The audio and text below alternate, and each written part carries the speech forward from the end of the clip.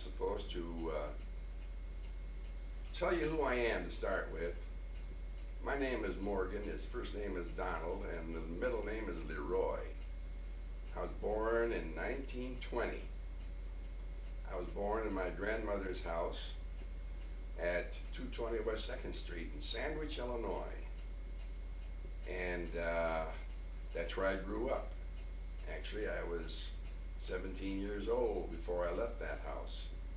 My mother and my father were divorced when I was 3 months old. My mother and my father decided to move to Aurora, Illinois, which was like some 22 miles distant from where I was born and living. Mother I saw from time to time, maybe once a month, something like that. But my father, never met him until I was 17 years old. So my background is a little two-sided, and probably I'll touch on that as we go along. I was a member of the first class of kids that began their school years in kindergarten. There were no kindergartens when I was born, but after I got to be 5 years old, there was a kindergarten. And that kindergarten was about 6 or 7 blocks from where my grandmother lived, where I was living. And I can recall it to this day. It was so clear and still is clear. I recall walking along the sidewalk, leaving Graham's home, right down that same street, 220 West 2nd Street, to the school. And this school was huge, in my words. I mean, it was big. And I can remember the steps, the wooden steps were real wide as we approached it. And anyway, we went up the steps into the building, and we just made a complete turn to the left, and there was the kindergarten room. There was a sandbox in there. I remember that very vividly. And so I started playing in the sandbox. And there was a bunch of other kids there. And the first thing I knew, I looked up and the Graham was gone. Oh boy. I started, you could have heard me probably for 7 blocks. I was screaming so loud because I didn't want her gone. I wanted her right near me. So I flew out of the school, down the steps, and I headed towards home, and I could see her, maybe 4 or 5 blocks down the street. And she heard me. She turned around and she started walking back towards me, and I caught up with her. Well, needless to say, that was my first day in kindergarten in Sandwich, Illinois, and I'll never forget it as long as I live. The second day, she took me down there, and I was able to forget all that happened, and I enjoyed myself in the sandbox, and then she came down and got me for lunch on the second day. But that's a little story that I've always remembered, and I thought I'd put it on the film. At any rate, having been born in Sandwich, obviously it was just before the Depression, so as a kid, I didn't have very much. So little, in fact, that a quarter was like being, how do I say it, rich. Or if I had 50 cents, it was unbelievable. And so I grew up with very few pieces of candy, very few luxuries. Now I had food. Grandmother had a big garden, and always had enough food to eat. So I have no complaints whatsoever. We didn't have a bathroom in the house. We had a stool, had a toilet stool in the front bedroom, right out by the front of the house. So unless you had the curtain pulled, people could walk by the house on the sidewalk and see you sitting on the stool. But that worked out okay. So for 17 years, I took a sponge bath. I shouldn't say 17 years, because when I started to high school and I started playing basketball, then we had some showers. And I was very, very happy in those showers, and of course, I still am today. But we still had the necessities. The primary necessities, of course, were for food. My grandfather, his name was Otto Bergreen, and he came from Sweden. And by the way, my grandmother came from France. So anyway, my grandfather was an iceman. You see, back when I was born, there were no refrigerators. We had what they called ice boxes. An ice box was an item that looked like a refrigerator, except that all it had in it was a compartment, and big 25-pound chunks of ice were delivered to the home, and they were put into the top compartment above the food, and then the cold air, which goes down, would go down and keep the food cooled, so that we didn't lose food that was put into the refrigerator. The only bad part of that was any food that was left over, I could not stand to eat leftovers. It didn't keep it nice enough, so I couldn't stand eating it leftovers. That's a little thing about my kid life. So anyway, as I said, my grandfather was an iceman, and as I grew older, I would, my uncle had an uncle, his name was Speed, Friedel Bergreen. He was my mother's brother. And he would get on the ice wagon once in a while with Granddad, and they'd go out and they'd peddle this ice. Well, they had ice that was in a 100-pound cake of ice, and they had an ice pick that they would punch two lines in it, crisscross, and get two 25-pound, or I should say 4 25-pound cakes of ice out of it. And then they would deliver a 25-pounder to the ice boxes of the various people along the way. But when they were doing this on the ice wagon, and by the way, the first ice wagons that they had were horse-drawn. There was no trucks of anything like that available. It was just horses. Then there would be chips of ice that would fall on the ground, and they would fall on the back end of the little wagon. And so us kids would follow that, and we would find these ice chips, and it was like eating a lollipop. It was just so, especially in the summertime, it was so refreshing. I might tell you a little bit about ice, where it came from. At the west end of Sandwich, there was a stream called the Salmonot Creek, and it had been dammed up so that there was a lot of backwater. And the water got to be 3-4 feet deep behind the dam.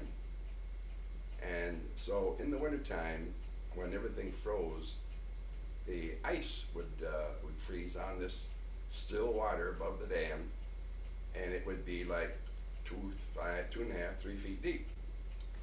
Well, there was a thing called an ice saw. An ice saw is about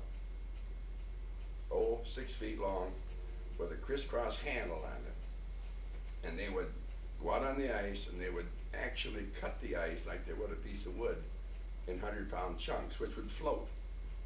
And then they would pick them up, they would put them on a kind of an elevator item, and it would go up into this ice house which was sitting there, a big old building, and the ice house had a lot of sawdust in it. And as a kid, as I grew older, I would go down and help them out a little bit. I got to be pretty good size in my youth. And I can recall seeing those big chunks of ice come into the ice house, and then it would be packed in order, and then there would be sawdust packed all the way around each cake, which would preserve the thing through the summer. Believe it or not, it wouldn't melt very much through the summer. That sawdust would keep it from doing that. When I got to be 5, as I mentioned, I went to kindergarten, and the kids that I went to kindergarten with, as an example, were a group of kids that went to the first kindergarten in Sandwich, and we ended up going all the way through school, up to a senior, and graduated together as a group.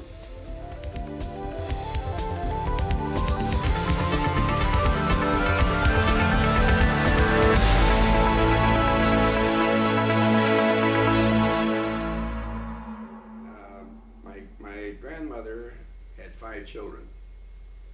The oldest oldest of the children was my mother, and her name was Hazel Marie Bergreen. That was spelled Berggren. I know it doesn't sound like it should say Bergreen, but we always did it that way. Then after that came my Aunt Minnie, and after that came my Uncle Donald. After that came Friedel, whom we call Speed. He was on the ice wagon. And then the youngest of the kids was my Aunt Margaret. My father's name was Emery Leroy Morgan, and that's where the Leroy part came to me, is my middle name. My father had a sister called Mary Armanda Morsch, and he had a brother called Merle Morgan, and he had another sister called Lila Klutz.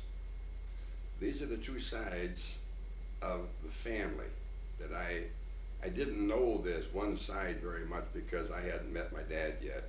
In fact, that took place one Thanksgiving. I'll never forget that. Aunt Lila came up and talked to my grandmother, wanted to know if she would give permission for me to go to her house for Thanksgiving dinner. Well, Graham said it would be okay. So I went down there, I walked in the house, walked in the living room, and there was 6 or 7 grown-up men sitting around kind of a semicircle in the living room. And my Aunt Lila took me by the hand and walked me over to one of the men, and she says, "Don, I want you to meet your father." Now, I'm 17 years old. I'm out of high school. I didn't even know who he was. But we did have a relationship that began as we went on from there. And as time goes on, I have a cousin, Judy, who is my Aunt Margaret's only child, has filled me in on a few things that I did not know. One was the fact that my dad tried unsuccessfully to adopt me, well, not adopt me, take me with him and raise me, but my mother wouldn't allow it. That's what I'm told. I can't sit here and say that's the truth, but that's what I was told. So all through the years, I had kind of an odd feeling when I was introduced to my father. From that point on, I had a two-sided family, my dad's family and my mother's family. My dad, as it turned out, had 2 boys and a girl who became my 2 half-brothers and my half-sister. My half-sister was the older of the children. That's Betty. She married a David Michael from Hinckley. They have 1 child. And the 2 boys were Dick or Richard Morgan, and then there was Wendell Morgan. Now, Richard passed away several years ago from a very bad heart situation. So he's been gone quite a while, but Betty and Wendell are still here, and I do have a good relationship with them, which is kind of nice. I'm really glad for that. I'm trying to think where I would go on from there. Well, I guess I would go on to the fact that after I was 17 and out of high school, my Uncle Frank, who was the one that married Aunt Minnie, came to the house the morning after I graduated. I'll never forget this. And he woke me up out of my sleep and he says, "Come on, I got a job for you." Well, jobs were hard to get. There weren't any jobs. But he had a job for me. He was a foreman over in a New Idea implement plant in Sandwich, Illinois, and they built farm equipment.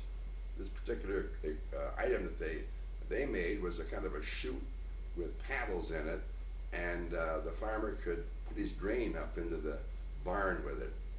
And so I was put to work in his department, which was yard bird.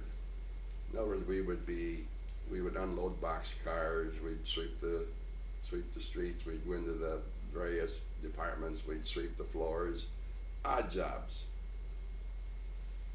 So I stayed there for 2 years, And then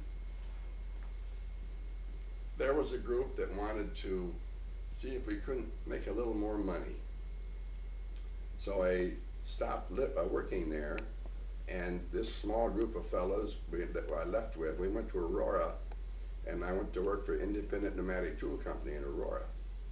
And I spent 2 years there. Well, at the end of 2 years, Uncle Sam pointed his finger at me and he said, "Hey, I kind of like to have you in my army because, you see, World War II had started on December the 1st, 1941. And I can still remember the day when that happened because I was sitting in my grandmother's living room, and 3 of my uncles were sitting there at a table, and we were playing cards. And of course there was no television set around, but we did have a radio. And there was this flash that came on the radio and said that Pearl Harbor had been bombed. Well, none of us had any idea where Pearl Harbor was. We didn't know what that was all about.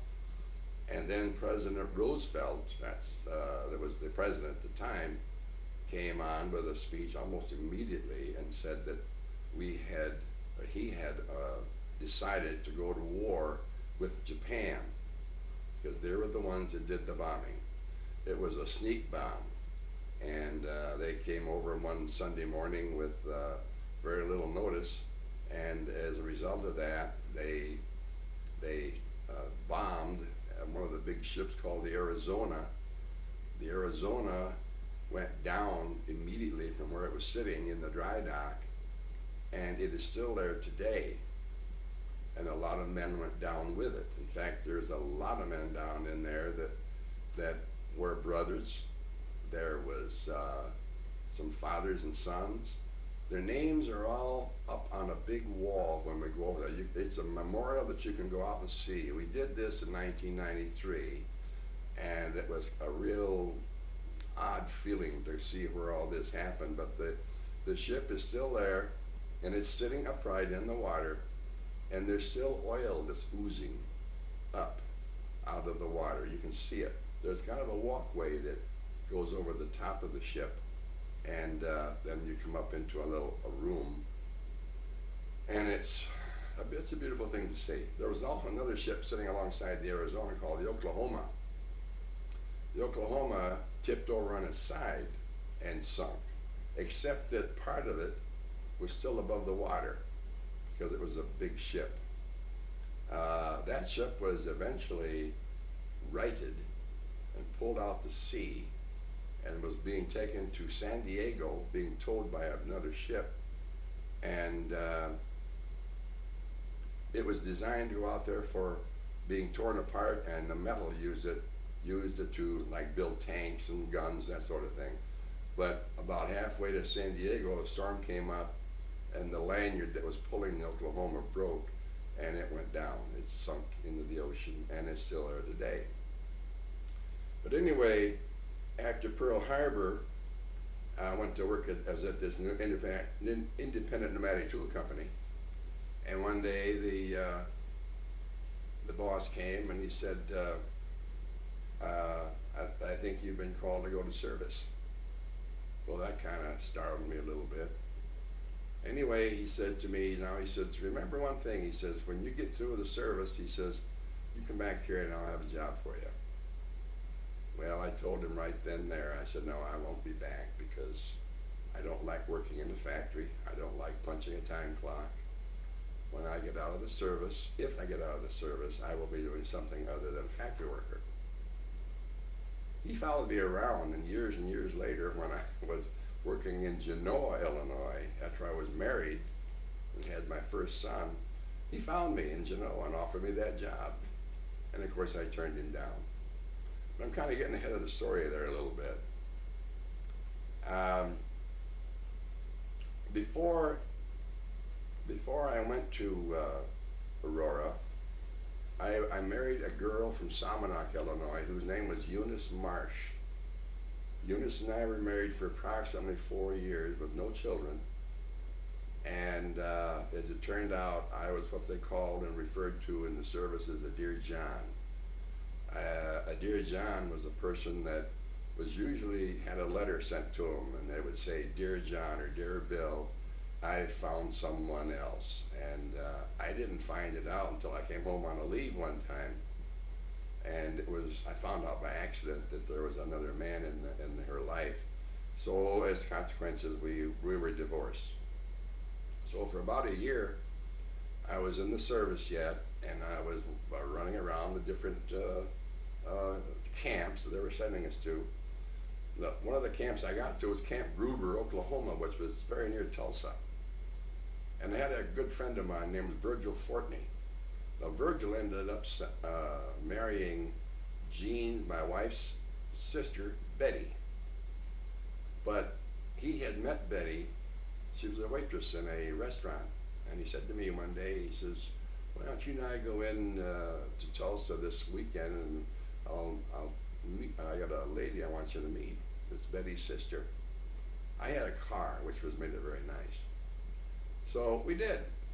Went in on a blind date, and I can still picture it today. After we had talked a little bit at the restaurant, Betty and Virgil and I went over to this huge movie theater where Jean was working, and she was the head usherette. At the time we walked in, she was down into the theater somewhere showing people where to sit. And presently she came out, and she looked our way and started walking towards me. And I can't tell you the exact feeling that I had, but I knew right then that this was a young lady that I could be very interested in. She was beautiful, small, beautiful, and believe it or not, we started going together. And after 5 weeks, it worked so well that I asked Iris Jean, that was her full name, Iris Jean Baker, to be my wife. And she said yes. Well, we were married the following week after she said yes. And I recall her mother and father driving up from a town in southern Oklahoma to be with us in Tulsa during the wedding ceremony. And at about 10 o'clock in the morning on a Sunday, I shook her father's hand, introduced myself to him, and then I did the same thing with her mother. Kind of a very odd feeling. Married their older daughter at 2 o'clock in the afternoon. That was 54 years ago, because Jean and I got married, and a year later our first son was born, who was Ronnie. Ronnie's in his 50s now. And after that, our second son was born, which is Roger. Roger lives in DeKalb with his wife called Pat. They have no children. After that came Randall. And Randy too lives in DeKalb as we speak. No children. And then after that came Riddell. He's our redhead in the family. And he lives up near Grays Lake, Illinois, as we speak. And he ended up with 2 boys.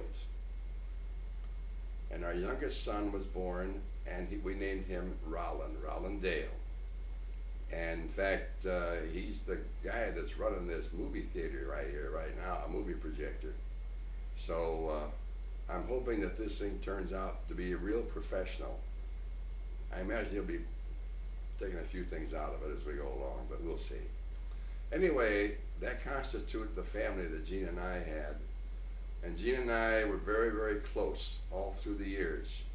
I'm not going to sit here and tell you we didn't have disagreements. We had disagreements. We had spats. We had all kinds of things like that, but we worked through them.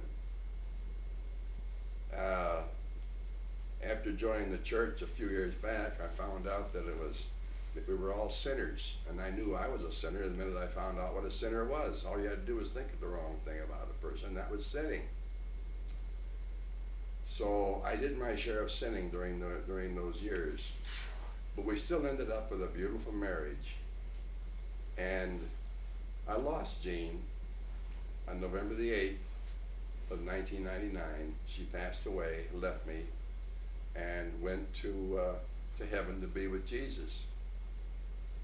And it is my sincere hope that I too will be with her one of these days. According to insurance statistics, I have approximately 9.5 years to live. Who knows? Maybe longer than that, maybe shorter than that, but those are insurance statistics. So Jean and I had a wonderful family. We had a wonderful marriage.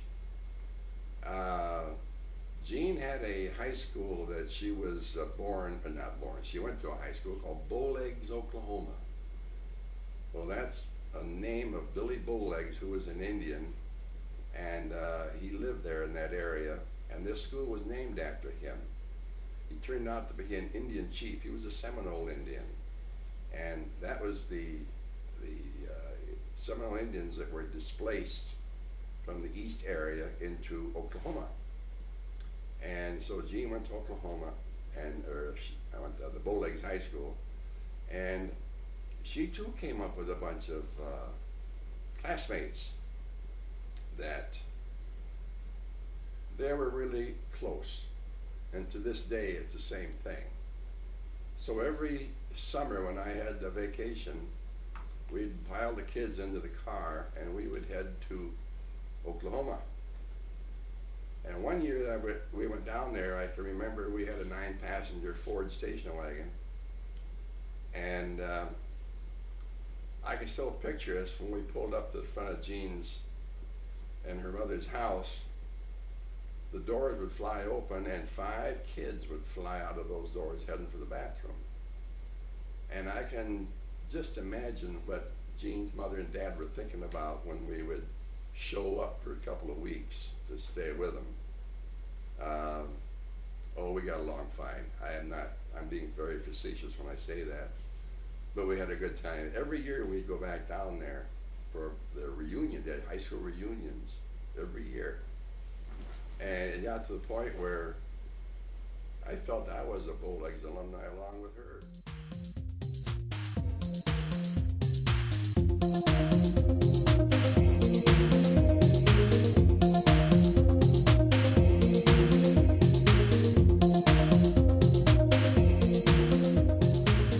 And I can recall another little story that happened on one of these trips. I happened to notice that in Oklahoma there were these oil wells that were pumping oil out of the ground. Some of them had towers, some of them did not. But I noticed there was one just on the other side of Tulsa.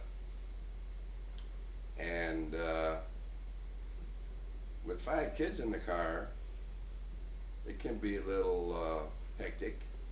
And so Jean, we had a willow tree in the yard, and Jean would go out and get a willow stick, and she'd take that in the car with her, and she would threaten the kids to whip them if they didn't behave. But along with that, we made a deal with them that the first one that would see a pumping oil well, we'd give them a quarter.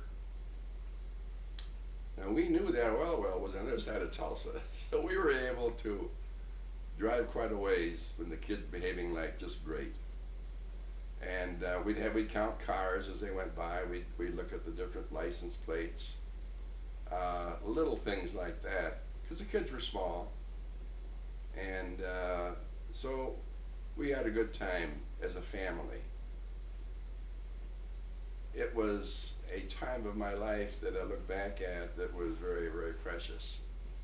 Although all the periods of my life during the 54 years of marriage and now are very precious to me. I'm very lucky to have had this happen, because today there are so many, many people that don't get anywhere near 54 years of marriage. They end up with divorce and what have you. And whenever we tell someone that we only knew each other for 5 weeks before we got married, it astonishes them. Actually, it astonishes us too. But it worked. It worked out. Well, anyway, we moved to a little town called Genoa, and the kids pretty much got all their schooling in Genoa. And at one particular year, Ronnie was a senior, and Roland was in kindergarten. So all five of the Morgans were in school on one particular year. After that, of course, Ronnie graduated, and then there was only four, and it kept going down until they were all gone out of school. So that was kind of a nice thing too. In Genoa, I got into the furniture business. Actually, well, I shouldn't say furniture business. I should say I had some training in the service of repairing radios. And a gentleman that knew me said that there was a man living in Genoa that had a store, and he needed a serviceman to service his radios. Would I be interested? So Gene and I drove up there one Wednesday night, and boy, I tell you what, this little town was alive. They had a band playing. The street lights were on. The streets were filled with people. There was just like a big shopping spree going on. We were very impressed. We went into the store, and we met the man that owned it. His name was Dick Watson, and his wife's name was Lee, or Leona. And went to work for him. And I worked for him for probably 8 years, 8.5 years. But during that, most of the time I was there, I was the radio service man. And keep in mind that there was no television at the time. But later on, during my tenure at the furniture store, TV was introduced. I can recall the first one I saw. It was an RCA, and it was a machine that was probably close to 30 inches wide, 12 inches deep, or high, I should say, and probably 2 feet deep, and it weighed a ton. Well, with television, you had to have an antenna, otherwise you didn't get any reception. So we set it up on top of a refrigerator and hooked it up, went up on the roof of the building, which was a flat roof, and we took some steel water pipe, and we strapped it to one of the chimneys and an antenna up on top of it. And we didn't have any idea which way to point that thing, but we just assumed it would be Chicago, which was east and south from us. So we did. But we tried and tried and tried to get a picture on that television set, and it never worked. Just couldn't get it to work.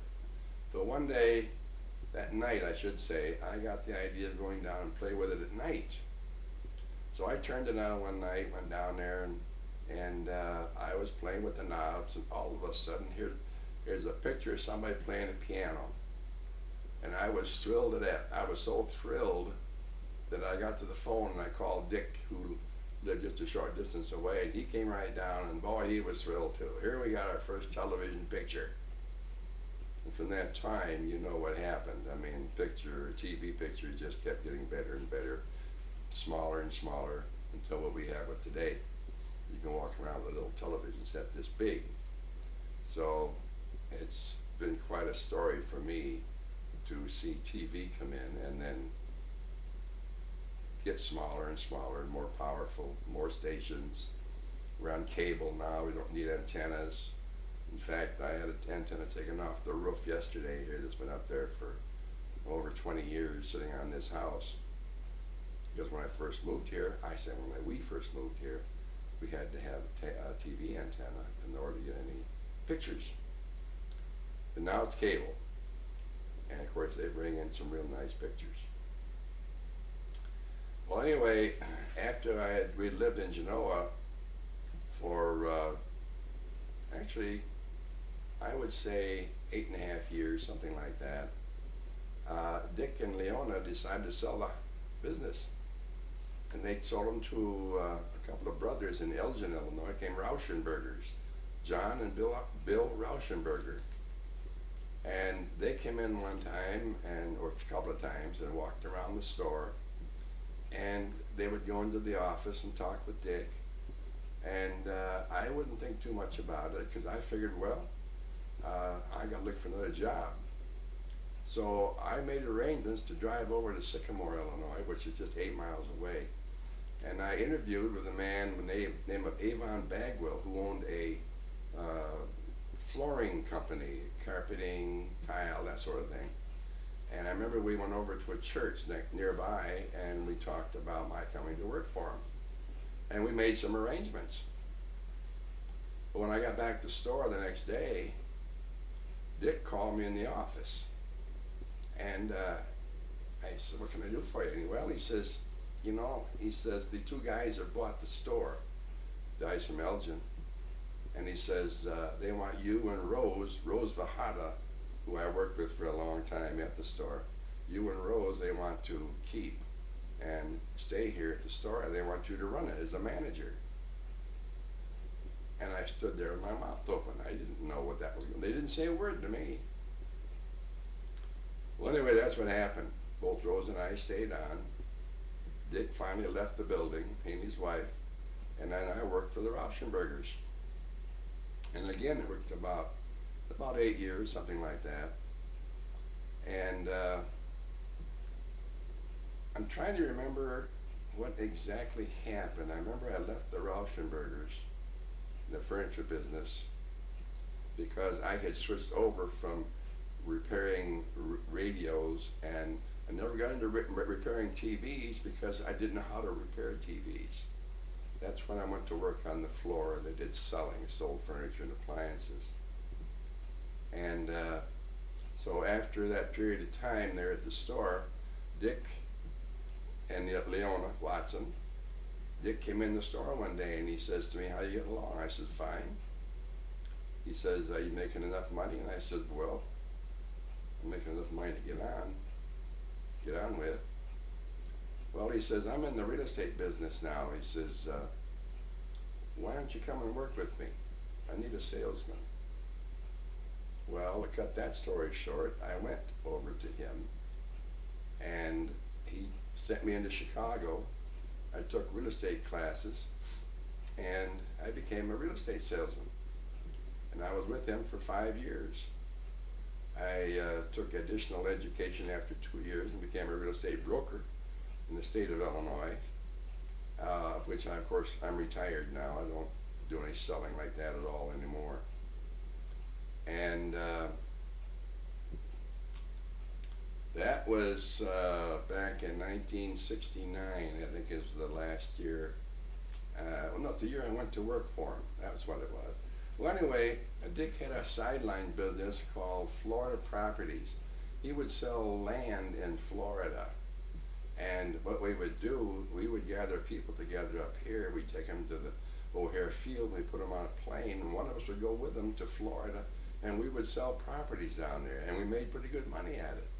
During that period of time, Gene and I decided to buy some of those properties. We ended up buying 6 different properties, one of which we still own today. That was the last one we bought, and it was way up in the panhandle of Florida. The other 5 were down in the central part of Florida, and one of which was on an island called Marco Island. Anyway, as the years went by, we kept selling those lots off, and we made pretty good money. They were not a bad investment, except for Marco Island.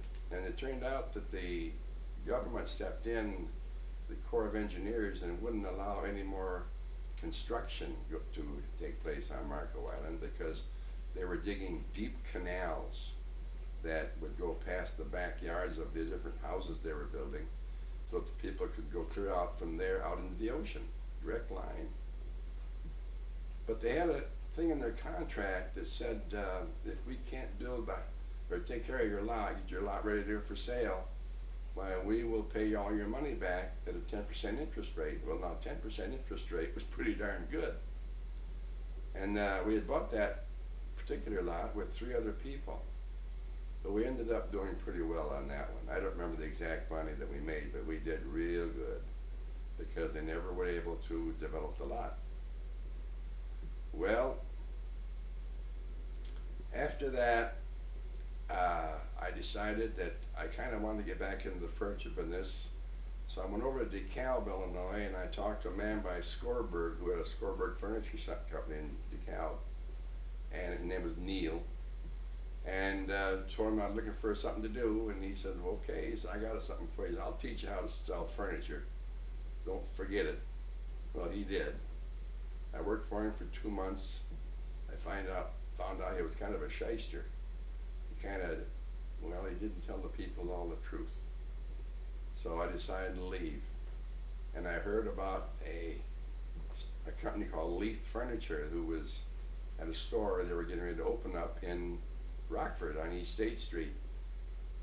So drove up there one day, interviewed, and got a job with Leith Furniture. And in fact, I even helped set up the big store. It was a huge store, and it was full of furniture when we got all done. And I stayed there for quite a few years. And then one day they came by and they said, we need a store manager up in Beloit, Wisconsin. And would you be interested? And they said you could have either Beloit or Belvedere. I said, well, I'll take it. I've been to Belvedere. Let me look at Beloit. So I went up to Beloit, looked at the store. It was an older store, 2-story on the main street inside of Beloit. But I liked the looks of it, so I decided to go to Beloit. And there again, I stayed there for about 8.5 years, 9, something like that. And I ended up, they ended up, I should say, selling all their old stores and building new ones. And there was an awful lot of us that we had no more jobs after that. But we had built up a bonus, which was nice. We had several $1,000s in it. And that helped us get by the time when we needed to have something to do.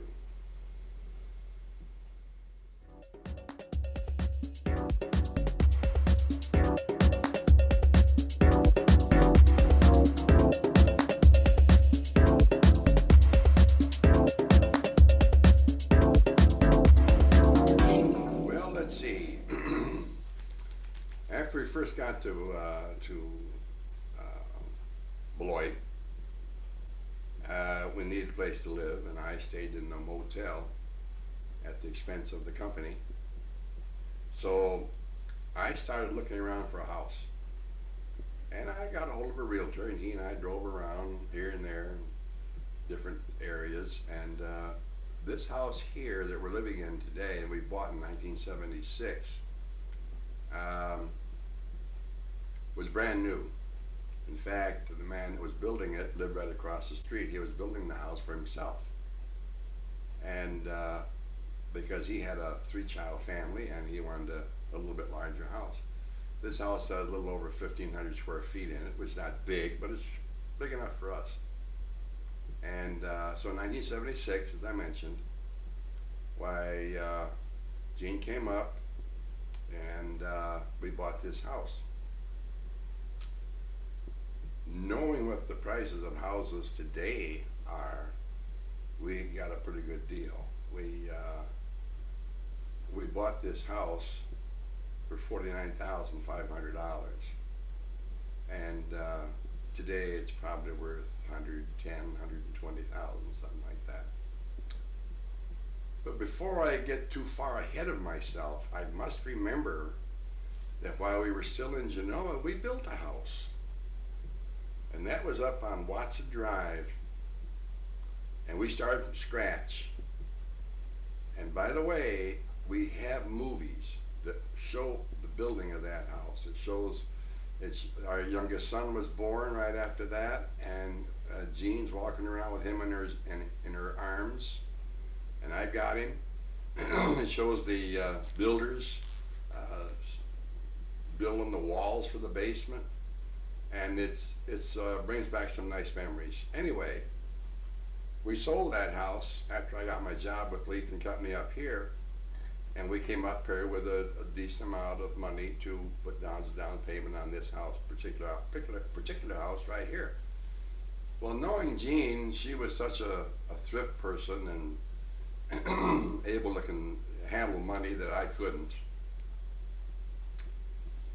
She started making the payments on this place, and she would add $100 here and $100 there, and consequently this house was paid off in full long before it was supposed to have been. So we took total possession of the house. It's been about 10 years ago now, and So we don't have any mortgage payments, which is nice. And the boys, of course, when we moved up here, they all had their own lives to live. And as we speak, our oldest son made his career in the Air Force, Ronnie, and he had 26 years in the Air Force, retired. He decided to come up and live near Mother and Dad, so he lives about a mile from here. Our son Roger stayed in DeKalb. He lived there for a long time and still does with his wife Pat.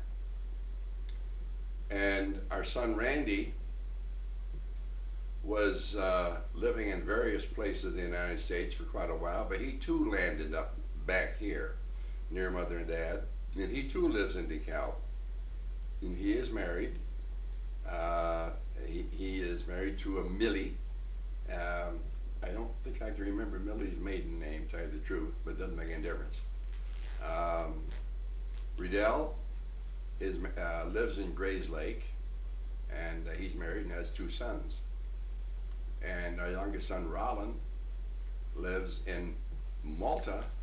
He has 2 children, 2 girls who live in Oklahoma. And Rollin and his first wife are divorced, and he has remarried a young lady, the name of Michelle. What's your maiden name? Rockwell. Oh, of course. Rockwell was her maiden name. That's on there now for posterity. Anyway, that's the lineup of the kids. And then the year of 1999 came along. I sure wish it hadn't, but it did. And I think it started back in April. My wonderful, wonderful wife began having health problems. And one thing led to another. We went to see an awful lot of doctors, bought a lot of medication. And we finally were sent up to a hospital in Madison, Wisconsin called the University of Wisconsin in Madison, where they have specialists. And I can recall the day that we were there, and she had been examined by 2 doctors. And I can still see Jean sitting on the end of the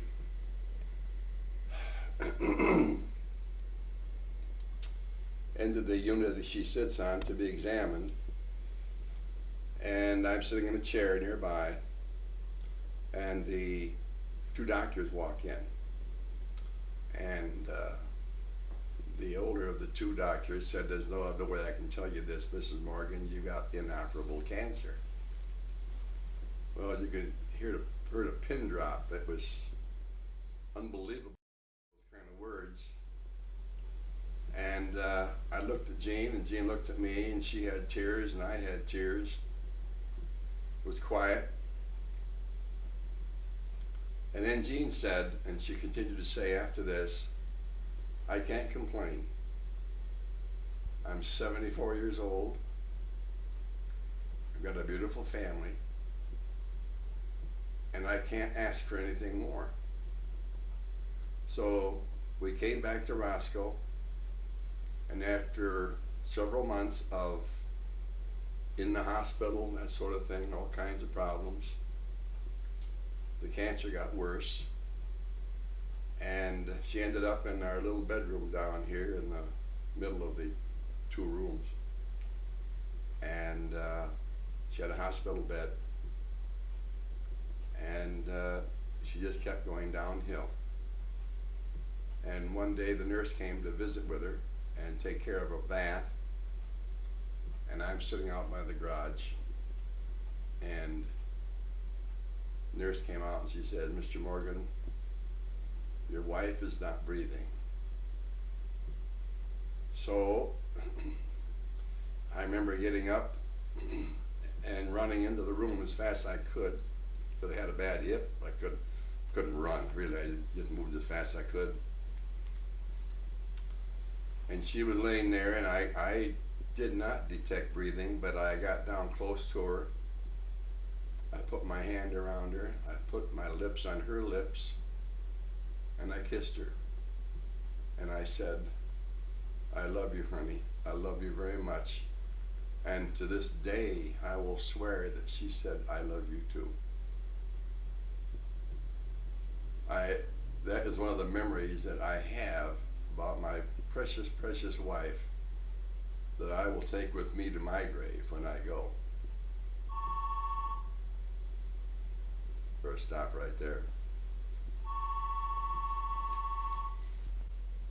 With all my stuff that I had from my surgery, but I think I can see us slowing down now.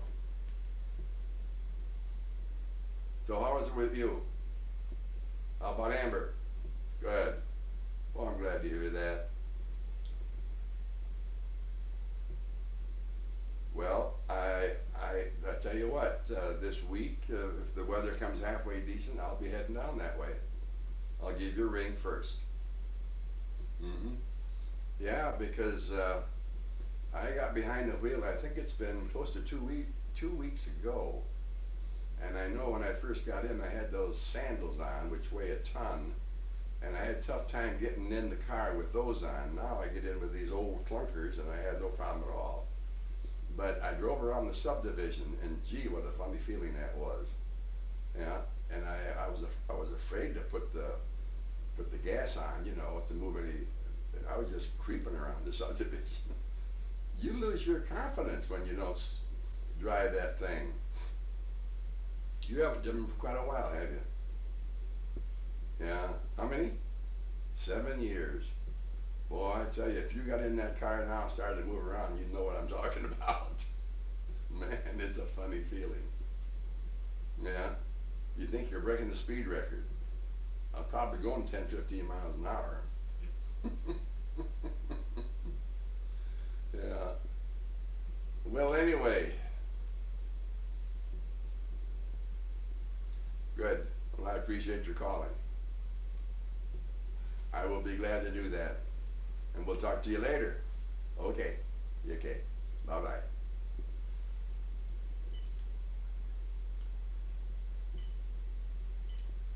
I just got through talking to Donald Soapy Sampson. Soapy Sampson, his wife, Amber, were Jean's and my very best friends. They were part of our family. When we had family doings or get-togethers, they were there. Jean and Amber were as close as two sisters could be. In fact, when I had to call Amber after Jean passed away, I was told later that after Amber took the message, she got real quiet and she went into shock. She was, I understand, canning pickles or something of that nature. And for 3 hours, she just sat around looking funny and acted as though nothing had happened, yet something had happened. And then a little later on, she got up and she started doing the pickles again, and she was back to normal. But I understand she did a lot of crying, just like I did, and I still do. I have a tough time with it because I was married to Jean for 54 years, and that's a long time to be with one lady. And all of a sudden, she's not with you anymore, but she's up in heaven with Jesus, I know that. And I've been doing a lot of talking to him lately, I'll tell you, because I want to get up there with her so I can spend eternity with her. I have to. If I don't do that, I'm going to be a sorry situation. I'll be a basket case if I can't do that. And I keep reading books that's what's going to happen. I hope it is. So, anyway, Amber and Sophie, we couldn't have had better friends. They live in outside of Somonauk. They were farmers, and they still own a farm down there, and they own a couple of houses. two nicer people never lived. And when I say Amber and Soapy, or Soapy and Amber, whichever way we come out with it, that's our family. And that's who I was just talking to.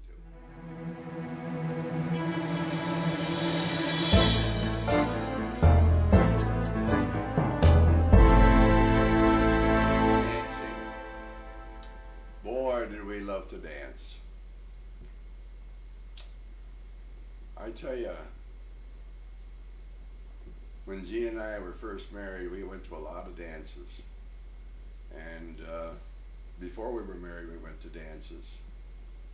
And we'd always get compliments because we were able to keep step with the music that was being played. And we loved every minute of it. We joined the Moose Club in Rockford. We go down there on Saturday nights to dance. Of course, the music we liked was music like Lawrence Welk, Eddie Howard, music that was played back in the 40s and 50s. And that's the kind of music we were able to dance to because of the rhythm. It had a good rhythm to it. So, except for the last few years when my hip went bad, we didn't do a lot of dancing. But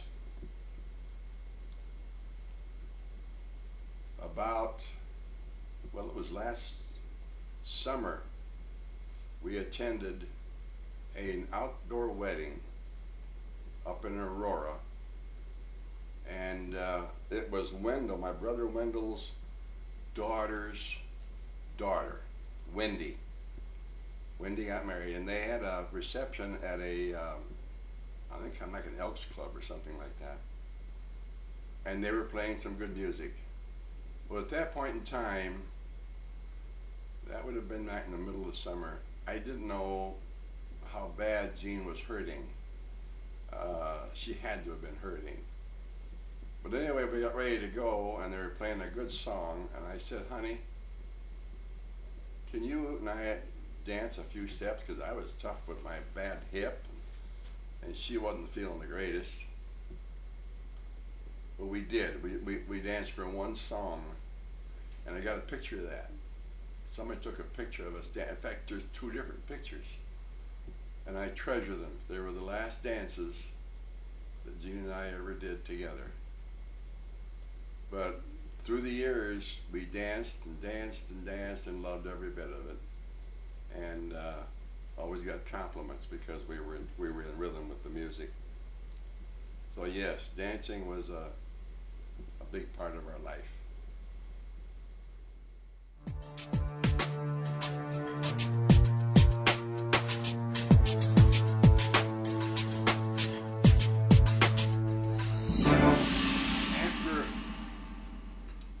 After we moved up here and we left Genoa, there weren't a lot of people in Genoa that we would go back to visit. Well, we'd go back to see Dick and Lee once in a while, the Watsons, who owned the furniture store when I first went up there, and Sue Bertram and Kenny, her husband, who worked at the same office that I did. And there were some other people that we knew, but we didn't associate with. Actually, when we left Genoa, we pretty much left Genoa behind. And as the years went by, we would go back to Genoa and walk the street, and we couldn't see anybody we knew because the generations had changed. But we did enjoy going down to a celebration that they did every year in Genoa called Frontier Days.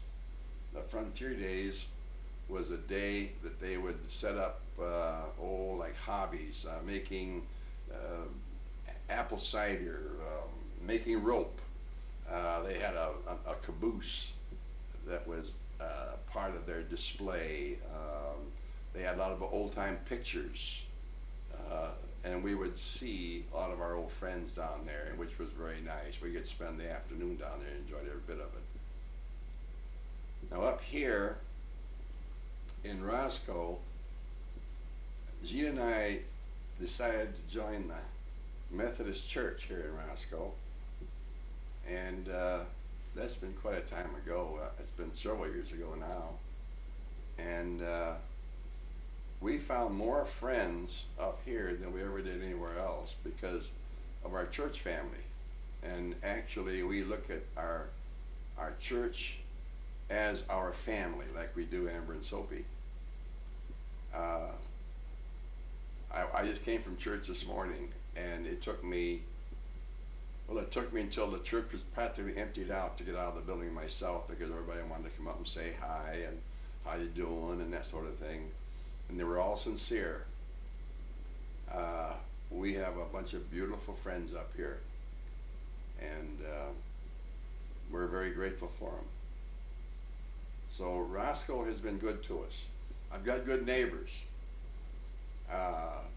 When it's wintertime and the snow comes down, I get up in the morning and I go out and look at my driveway and it's cleared off.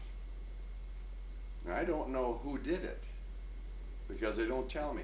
I got a neighbor over here called Mascary's, Rich and Carla Mascary, and I know that Carla comes over sometimes with her snow machine and does it. And across the street I've got the Hosvicks, Denny and his wife, and I don't know who does it from there. I know they both do occasionally. And over here I got, Jeez. which one would that have been? Fiducious? Medushas. Ready to go? Bless you. Over here we have another neighbor called the Fiducious. He's a character. I call him Ricardo. But real nice family.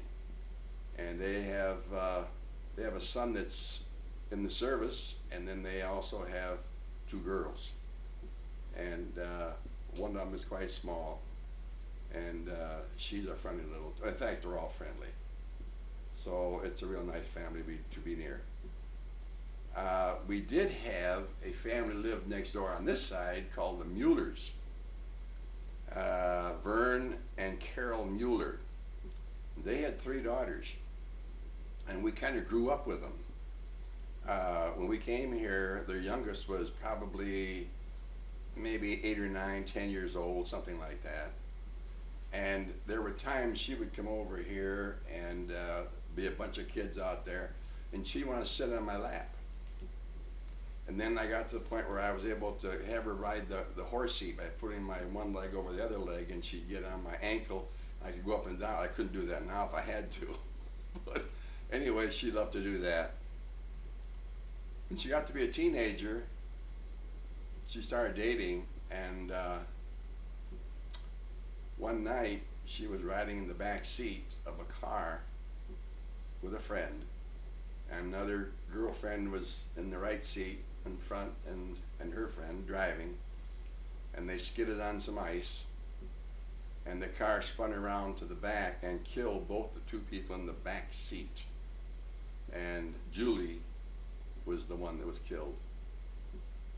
And Carol, her mother, just about couldn't handle it. And I understand perfectly why she couldn't handle it. In fact, she did exactly the same thing I'm doing as we speak. She refused to let anything be moved in Julie's bedroom. And she would go into Julie's bedroom on a regular basis, clean it, make sure it was straight, and then she would go in to visit from time to time. She just couldn't leave it alone, and I understand what she's doing, because I'm the same way with Jean. When I lost Jean, at first I thought, well, we'll empty the closets, give away her clothing, that sort of thing. And almost immediately a thought came into my mind: Donald, don't you do that. Don't you do that. So instead of that, if you could look around the room, you'll see her picture and mine sitting over here in the living room. You'll see it in my bedroom. You'll see 3 of them in my bedroom. And a little room over there where I've got a copy machine, a computer, and that sort of thing. You'll find about 6 different pictures of her. And you go into the spare bedroom and you'll find another picture of her. I like to go from one room to the other and be able to see what she looks like. And everyone I look at, I start getting tears in my eyes because I miss her so much. She's buried in Genoa. We bought 2 cemetery lots down there many years ago when we lived there. And Jean is buried in one of those lots. Mine will be right alongside of her. And these 2 lots are very near the Methodist Church in Genoa. We were members there. In fact, we were members of the Methodist Church in Genoa when it was in a real old building. And the church decided to build a new one. And we were involved. We helped financially build it. We gave our support to the church. So with our 2 lots, we're looking right at the church. And it's a nice feeling as far as I'm concerned to be that close to the church. And during our time in Genoa, a lady decided that the church needed to have belfry bells that would ring on the half hour and ring on the full hour, and then that would you'd have bell music. And back in January or February, I was down there visiting her grave, and I was getting ready to leave. Before I left, I was looking at her grave, and our son Randy had bought what they call a grave blanket. It's made of pine boughs with little red flowers, that sort of thing. And her grave was beautiful all through the winter. It had a little snow on it, but it was still pretty. And I was standing there before I left. I said, and I do talk to her, believe me. I said, honey, I said, if you can, give me a signal of some kind that you're okay, that you're in heaven, you're with God, and it would be a tremendous help to me.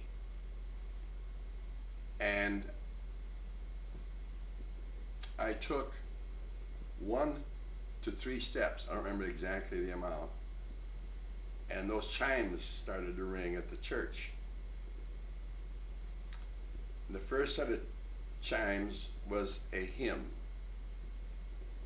And then they finished that one. I'm still standing there mesmerized, hadn't got back in my car yet. And they changed from that hymn to another one. And the other one was On Eagle's Wings. And I don't think I ever cried so hard in my life as I did when I heard Eagle's Wings, because Jean's, both hers and my favorite, one of the favorite hymns that we both have. I felt as though Jean was talking to me through those chimes. And I just stood there until they were all over playing. Then I went in the car and I sat there for a good 20 minutes, just bawled my head off, because I missed her so much. Still do. Always will.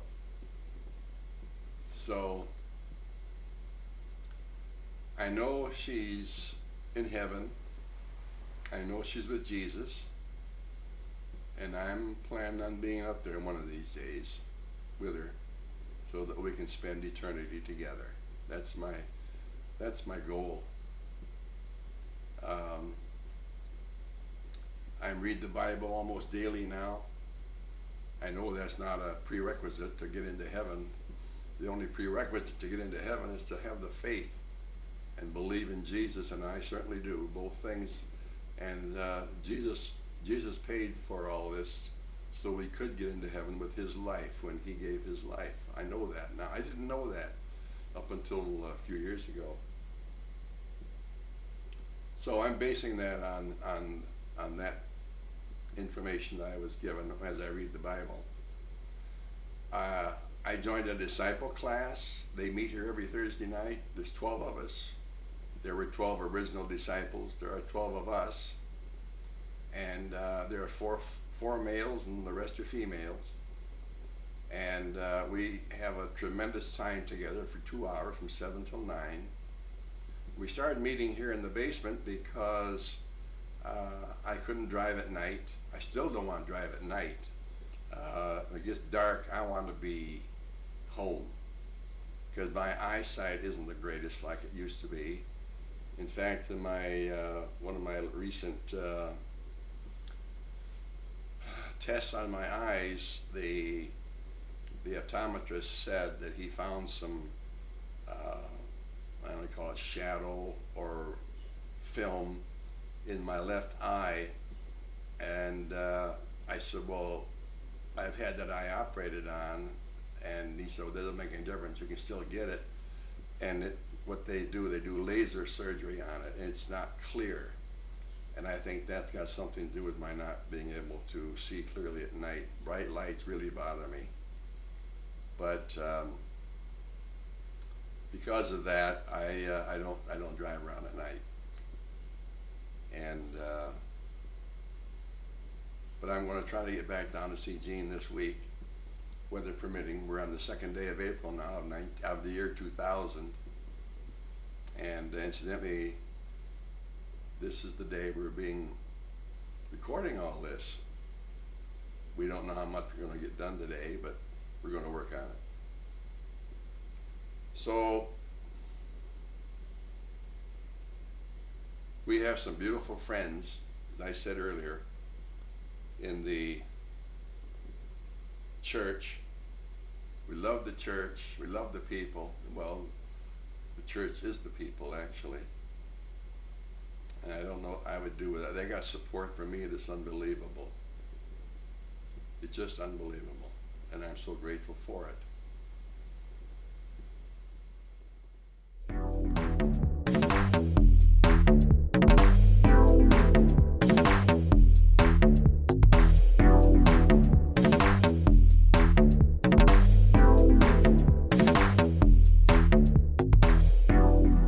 Procrastinator.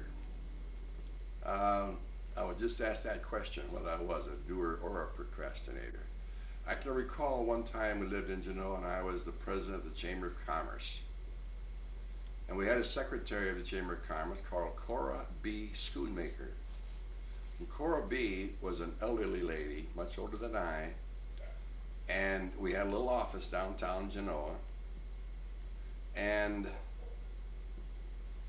we would have our meetings, and I would be over in the office occasionally during the day.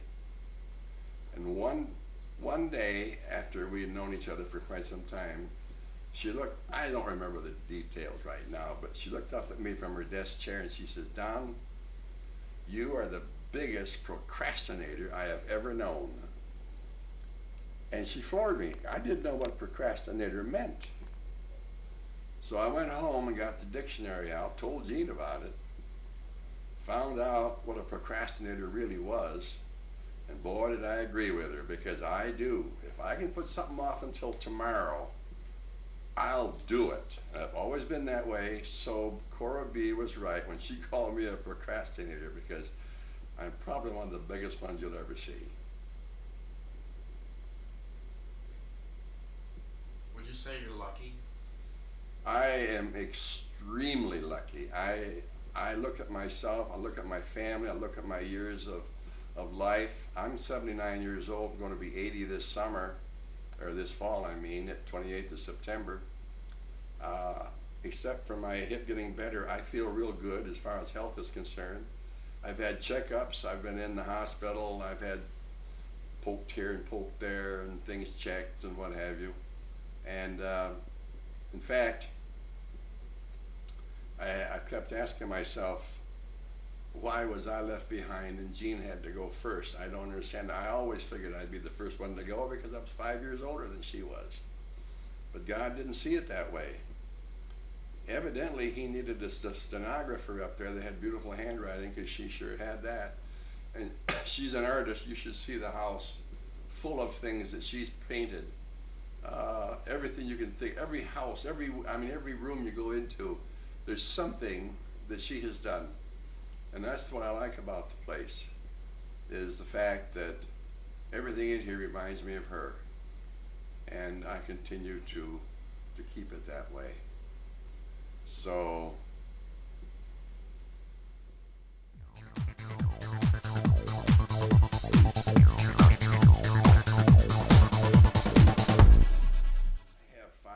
sons to start with. All 5 of my sons live near me with an easy drive. The most far away one is in Grays Lake, which is about an hour and 20 minutes. All the other ones are less than that. At no time during our early life did Gene nor I ever think that would be the case when we were older, that we would have all of our sons nearby. And if I didn't have my 5 sons around here and their wives, they are support that I have and have had since Gene's passing, that I don't know if I could handle it alone. For a long time, they even came and stayed overnight with me just to be here. Well, of course, at that time, I had decided to have my surgery, and I was using a walker, and there was a chance I could fall. If I fell, I'd stay there. In fact, I did fall in the bedroom one night, but I sat down on a coffee can that I was using for exercises, and I was able to get up. If I had fell to the floor, I probably would have spent the night down there. But only recently did I start staying alone at night, because they didn't want it any other way. I have a cousin yet that lives up in Wisconsin. She came down and stayed a week with me here about 2 weeks ago. Her name is Arlene Vesta. She came down, spent the whole week, as I mentioned. And this is the kind of family I have. And my daughters-in-law, I never had any children. I said, we never had any children. We never had any girls. All we had was boys. But the boys went out and got our girls for us. That's what happened, and which we're very happy about. I ended up with 5 daughters-in-law that I couldn't have done any better with, believe me, if I'd gone out and picked them out myself. So when the question comes up, am I lucky? You better believe I'm lucky. When you stop and think, 54 years with a lady like my wife, beautiful years. As I mentioned earlier, they weren't all tea and roses. No marriage is like that. You have disagreements. You have different people. You have different personalities that come together. And I think it's in the early years when most of these things happen, when your personality and your spouse's personality conflict with each other. Consequently, there's arguments and whatever, and there's problems, but they get taken care of. Time does that. So, as the question goes, am I lucky? I don't know of anybody in this whole world that's more lucky than I am. I live in a beautiful home. It's all ours. There's no mortgages on this payment, on this house. I have all the comforts of home that I could possibly ask for. They're all here, and they're all paid for. I look at everything, all my possessions, having just set up a trust fund for my children, and when I'm gone, that they don't have to go through probate, which takes away a lot of whatever money you got left. I have no idea how much money's going to be left. Who knows at this point? Well, the house will still be here, hopefully. But just finished that trust just recently, and a trust, of course, is something that you don't pay probate. It's a money saver. So actually, I am the owner of the trust as we speak. And when I'm gone, then the 5 boys become the owners of the trust. It's just automatic. And that's the way it's set up. So I feel lucky in so many ways that Jean and I had a beautiful life together. We loved each other. We went an awful lot of places together.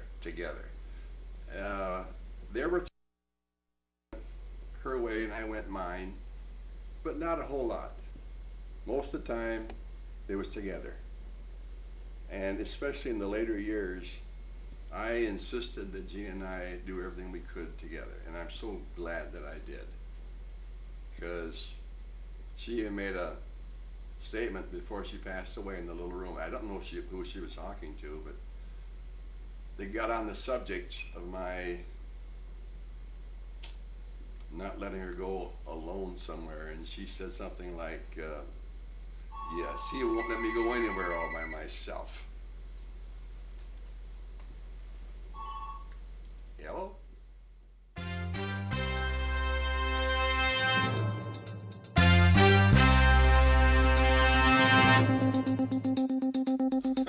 What makes me angry? Well, I think right off the top, my answer would be ads in newspapers or television or radio ads that are not true. Having been around the business of advertising for a long, long time, I know what a true ad looks like, I know what it's supposed to say, and I also know what it's not supposed to say. As an example, when you listen to a radio ad now, they'll tell you about some fantastic situations. I mean, it's just, why, this is wonderful, you better call me now, call me now. And then when they do that, whether you can understand, then some character comes on, all the fine print follows the ad.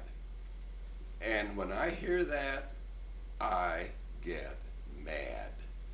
And I'll tell you this, anybody that lives near me or with me knows that when I get mad, you know I'm mad. You'll know it. There'd be no doubt about it. In fact, even my kids are telling me now, Dad, you're getting more cynical in your old age.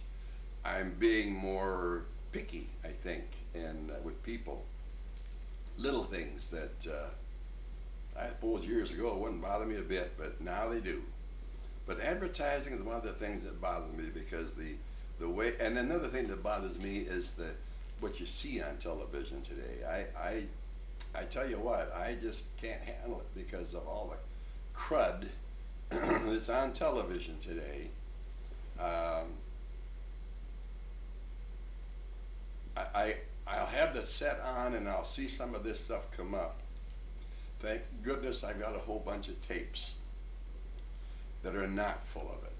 And they're Civil War tapes, they're musicals, an assortment of different kinds of tapes, probably 100 of them. And also I have tapes on the Bible, Moses, David, the whole bunch. And so I'm able to switch over to those tapes.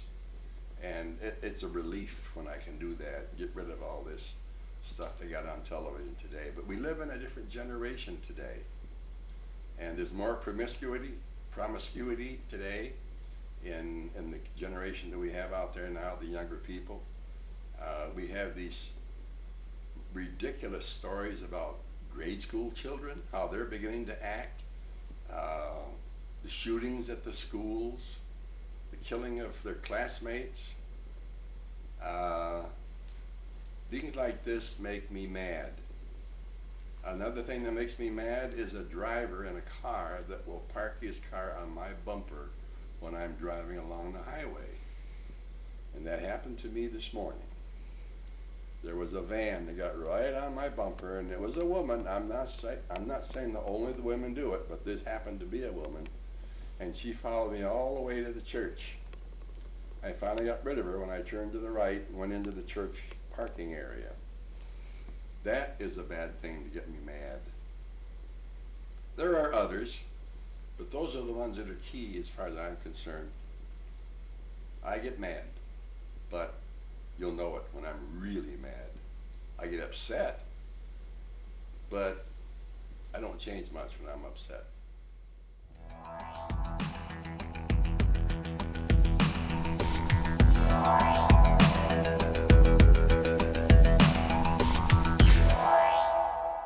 Do I believe in astrology?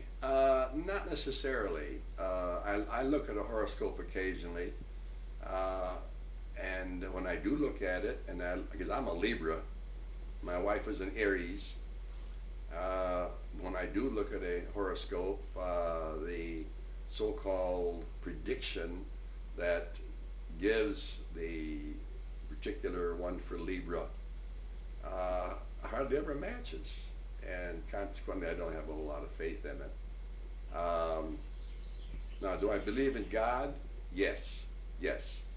But to me, that's not astrology. Astrology is the stars that he made, and the people that want to read the stars, the Big Dipper, the constellations, and that sort of thing. And so I gotta answer astrology with a no.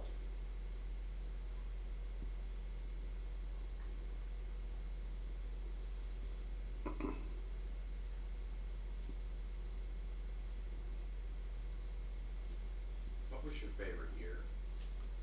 My favorite year.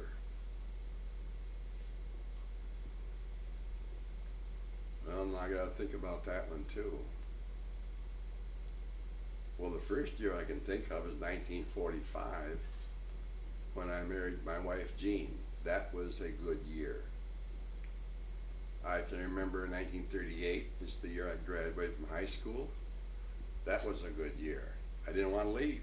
I liked school, always did. Even afterwards, I took some correspondence courses. I went to some different seminars, quite a few of, and I enjoyed. I always like to sit and learn something new. That's why I read a lot. I'm a reader.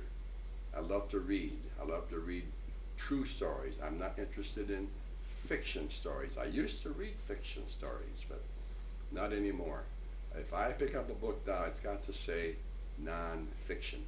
Then I will probably read it.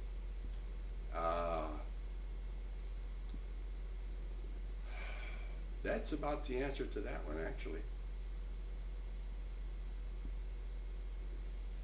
What's your favorite candy? My favorite candy, no doubt about it, chocolate, which is the worst thing I can eat.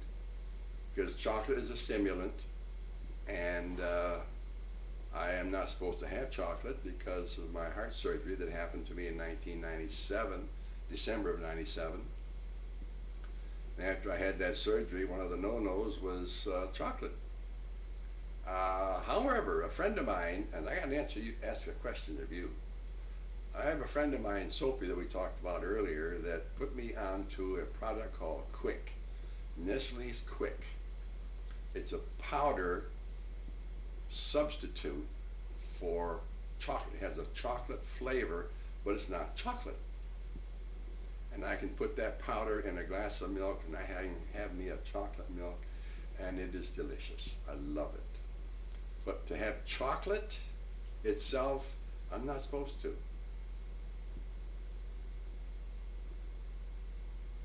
So no, chocolate's not on my list. I do love it. But, like brownies, fudge, oh boy. My Aunt Margaret used to make fudge. Boy, I remember a little story about chocolate, because I do love chocolate very much. As a kid, living with my grandmother, I used to go around the house snooping around, looking for some candy here or there, anything I could eat. And one day in the dining room, there was a big cabinet, big cupboard, and there were a lot of dishes in it. And I looked up in there, and here was a square, probably 2 inches by 3 inches, and had little squares divided into that big square. And it looked like chocolate. So I snapped off one of these little chocolate squares, and I ate it, and it was pretty good. So then I got another one. I ate that. I don't remember how many of those I ate, but there was quite a few. Well, I discovered later when my Margaret went to use that stuff, she said, "Where did all this stuff go?" And I said, "Well, I'm sorry, but I ate some of it." She said, "You know what you're eating?" I said, "No, it was X-Lax." So I ate a whole bunch of chocolate X-Lax. And needless to say, I haven't had any problems with bowel movements ever since. I don't know, I don't think that's true, but I've always stated that fact anyway. But that's my story of chocolate.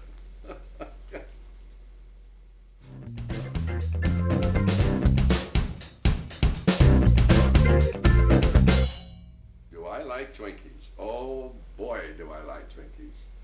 Let me put it this way. I used to like Twinkies years and years ago.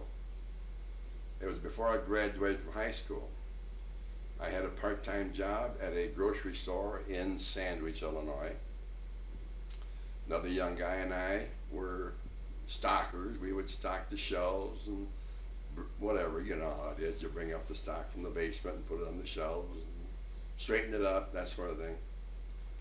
One day, the owner of the store was gone, and a salesman came in. He had two big trays. Those trays must have been 2 feet by 3 feet. They were cardboard, but on it were single Twinkies. Single, oh, you know what a Twinkie is. Now they come double, but I mean, these were singles. They were samples, and they were banana flavored, which of course they still are.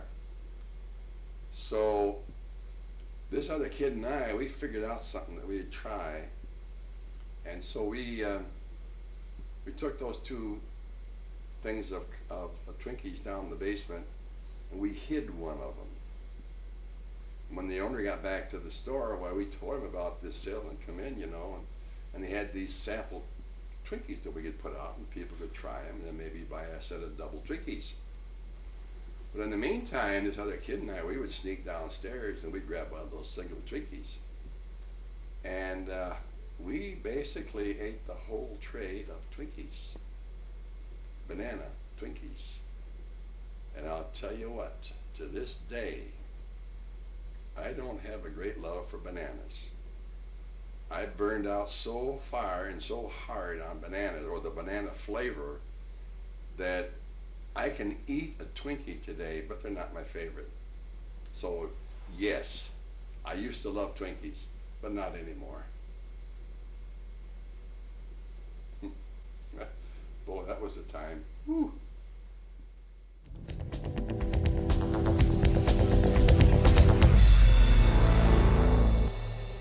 kind of cake? Favorite kind of cake? There again, chocolate, without a doubt. I do like angel food. I do like angel food, but I think chocolate has just a little edge on the angel food. My favorite cake. Yeah. And of course, it's got to have that wonderful frosting that my sweet wife made that was so good. She really knew how to cook. And that's something else that my wife was a tremendous cook. You go out in the kitchen, you can see a whole bookcase full of cookbooks. She was always trying this, trying that, and every once in a while she'd come to the table and put a new dish of some kind on the table, and I'd say something about it, and she'd say, well, it's something I want you to try. So I would try it, and I'd tell her right off the bat, I like it or I don't like it. And so I'd say chocolate first, angel food second.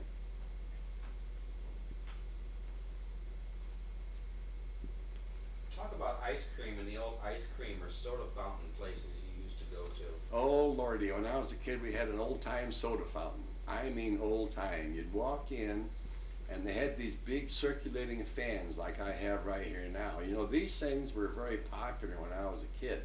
And for a long time they were not popular anymore.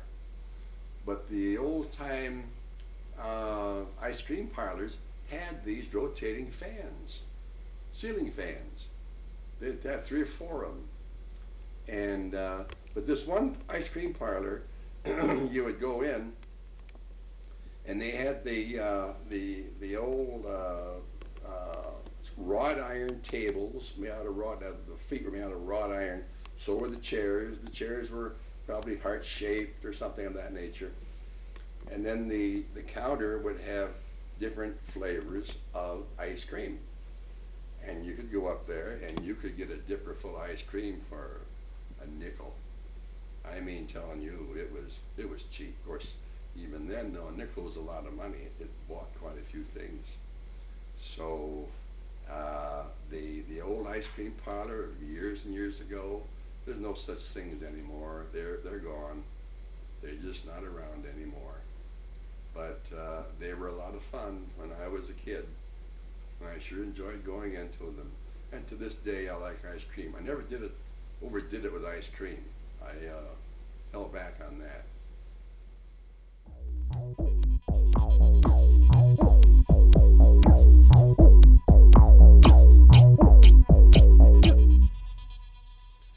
Have I ever been drunk? I can truthfully say no. The closest I came to being drunk was one day in Genoa when I was working in the furniture store. And my dad, this is after I met my dad and my brother Wendell, and I think my brother Dick was there, the three of them, went across the street to a tavern. Because they liked beer. Well, I never got to drinking beer or wine or liquor of any kind. It wasn't around the house anyway, so I never got used to it. But I remember when I got through working, they asked me to come on over at the tavern, which I did.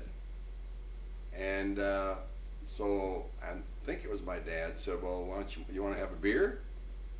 I said, I don't know what it tastes like. He said, well, here, I'll give you one. So he got me a beer, and I drank it, and only the one beer is all it was.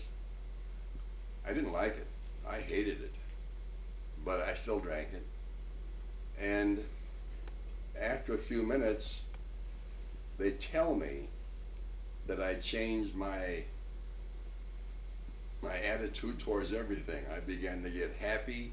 I was smiling. I was chuckling. And I guess if you want to say drunk, yes, that's true. But it lasted like maybe 30 minutes or maybe a little longer. I don't know. But that's the closest I ever came to getting drunk. I never got involved with liquor, and I still don't, and I never will. No, I've never been drunk. Never been drunk. Have you ever been in a parade or dressed up like a clown? I've been in parades. We used to be in parades when I was with the American Legion. We always paraded on the main street of Genoa when the 4th of July came, Independence Day. Independence Day is Memorial Day now. Because I was a past commander of the American Legion twice, and so I was in quite a few parades. Dressed as a clown. No. I dressed up as a bum one time. It was a Halloween, and everybody at the store, the furniture store where I was working at the time, in fact, everybody in the whole city, all the merchants in the city of Genoa dressed up in some kind of a costume.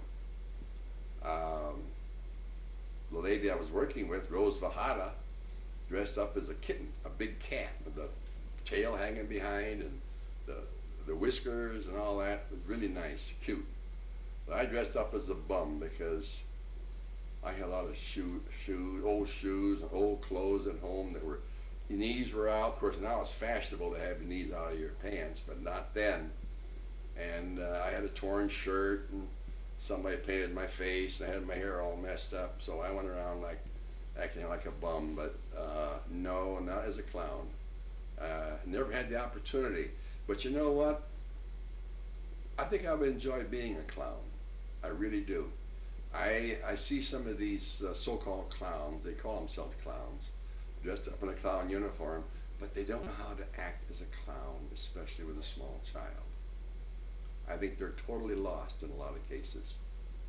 Now, if this is part of being cynical, then I am saying cynical because I do see these little setups, you know, in stores where the Santa Claus is there, for instance, and that's nothing else, Santa Claus.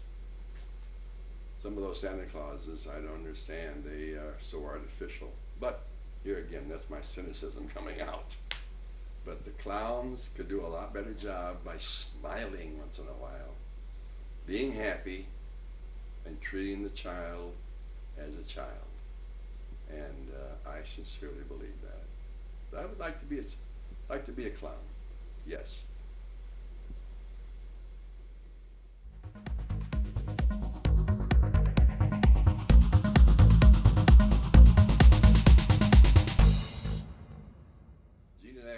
down to the Metro Center in Rockford here a few years back when Red Skelton came to town, but that was a one-man show. Red came out and did his act, which was beautiful. He had one chair with him. That's his only prop that he had. And old Red, you know, never used a four-letter word. Never. He refused. All of during his life when he was a comedian, he never used a four-letter word. He didn't need to. He was funny without it. Because he would dress up like Clem, what was the guy's last name? Cadilla Hopper or something like that. And there were other units that he kind of dressed up as, and every one of them was funny. You look at Red Skelton, you'd laugh. And that's about the only real professional stage that I and Gene went to see, but we enjoyed every minute of it. Red, of course, is no longer with us. He's gone now. Red lived a very sorrowful life, by the way. You know, he lost a son in their swimming pool in California. He drowned, and Red never got over it. Never. I do have some Red Skelton tapes, which I watch occasionally, and they are good.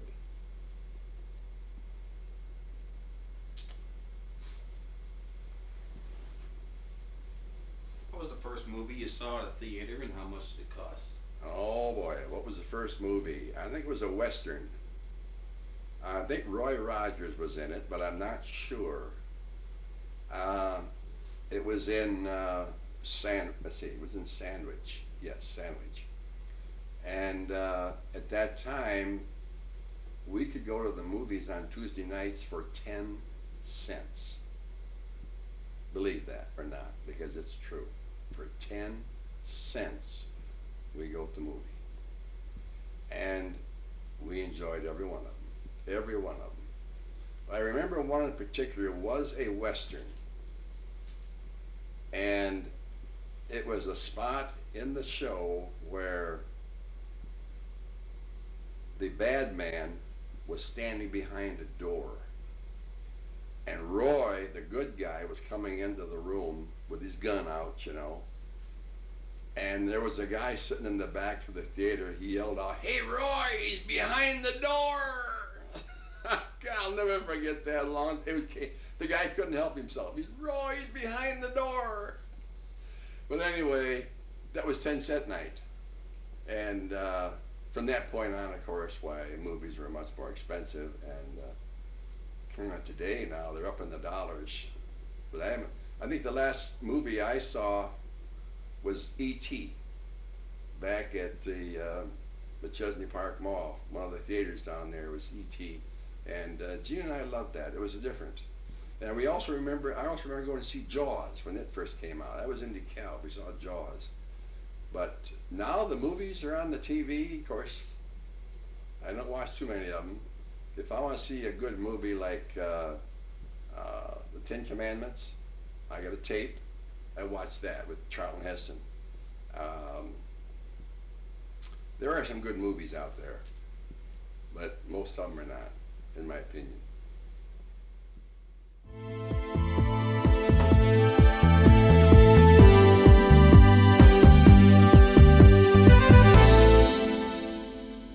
Have you ever met anyone famous? Have I ever? Yes, I've met some people. Yeah, I have. Have I met anyone famous? When I was selling this Florida property for the Watsons, I got to the point where I would take groups of people down to Florida, and we'd spend 3 days down there looking at lots and what have you.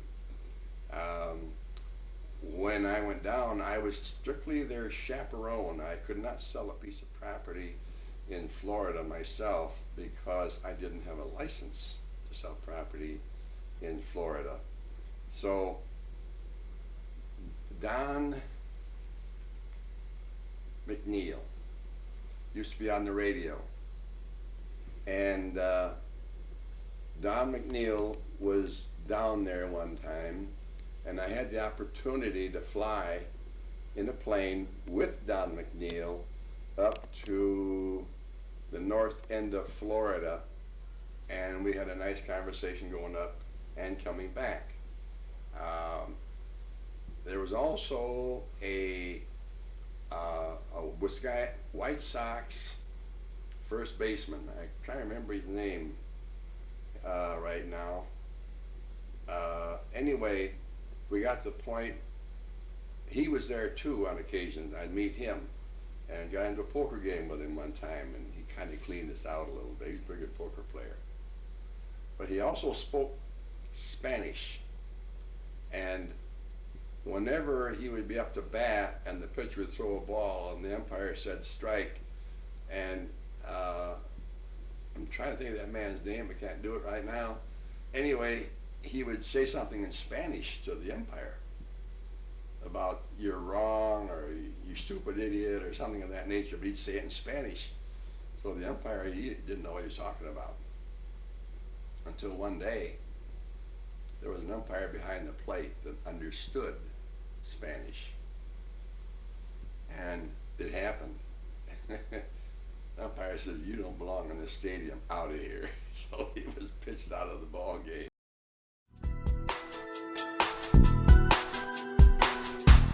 My favorite cartoon. What is my favorite cartoon? I don't know if I've got a favorite.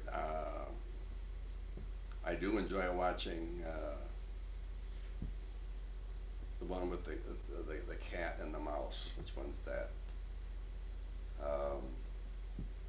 It's on now. See a lot of it. It doesn't matter. I like the Roadrunner. I really enjoy watching the Roadrunner. He has more ideas up his sleeve to catch that Roadrunner, and it's just, I sit there and laugh like you wouldn't believe when I see that cartoon. And even though I've seen it before, I still laugh at it again. It's crazy.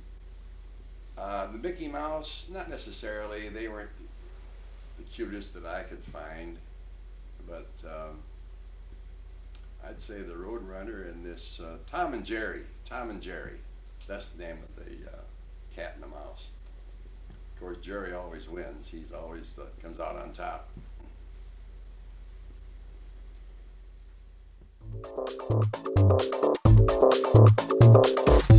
Favorite TV show. What's my favorite TV show?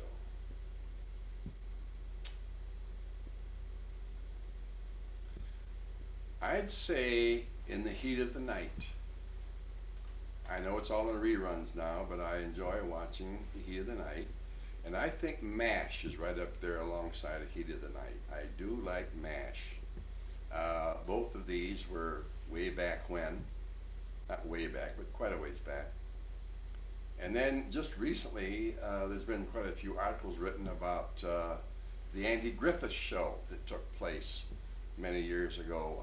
In fact, there's even some churches now that are using the Andy Griffith Show to show their little children, to teach the scripture lessons to the children, believe it or not. I thought that was wonderful, because Andy Griffith had a clean show, and yet it was entertaining, with Barney Fife and the odd acting barber that they had in there, and they had so many good characters that made you laugh. And I would say the Andy Griffith, those three, I'd say, would be just about equal, but I enjoyed all three of them.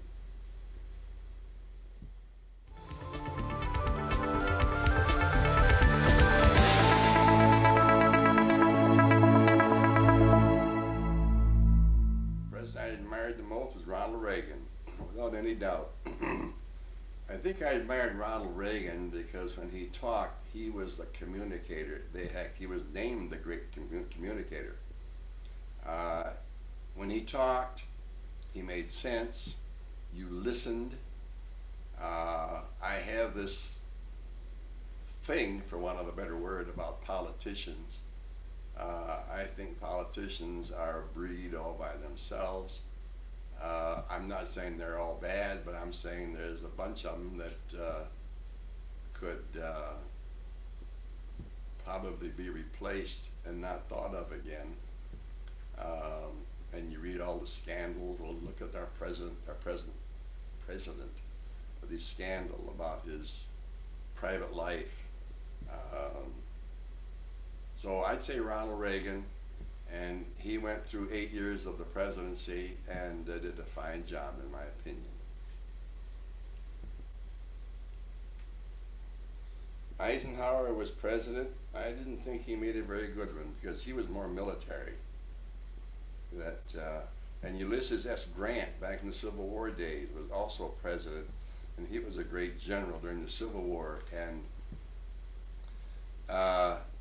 while he was a good general, he was a very poor president. There was a lot of racketeering while he was president. His tenure in office didn't come up to much. So Ronald Reagan's the answer to that, as far as I'm concerned. What do you think of the welfare system and the social security system? Social Security system, what do I think of it? And the welfare system? Well, I'll start with the Social Security system. I'm glad there's Social Security. I think there's a misnomer about Social Security, what it is. I think a lot of people don't understand what it is. Social Security is not designed for retirement pay. It is not designed for that. It is designed to help your retirement pay. You're supposed to do some saving yourself while you're in your working days. Put it aside, and then when the time for Social Security comes along, that will help supplement that information, or that money, for instance. The welfare system, I think the welfare system is being abused.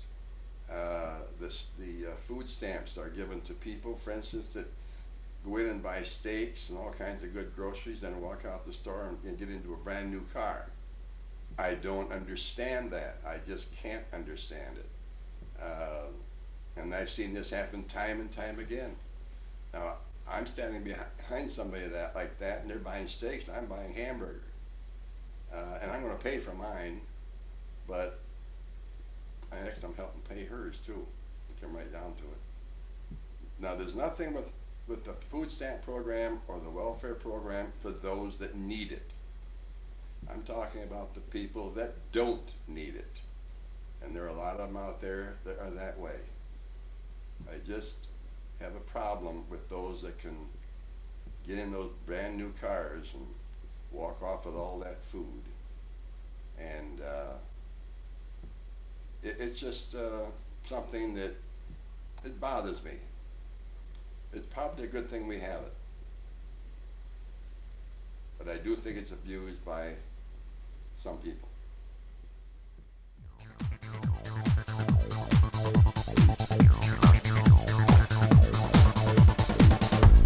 Yes, well, not office. I ran for school board when I was in Genoa, and I ran against Archie Fowler, a farmer. He'd been a school board member for several years. Of course, I was trying to beat an incumbent. I didn't do a very good job. Oh, I got some votes, but it was when the boys were all in school that year that all 5 of the boys were in school. And I kind of wanted to sit on the school board that year, but I wasn't given the chance. So that's the only office that I would say that I ever ran for. A political office? No, never even had a thought about it. Would never be interested in it whatsoever.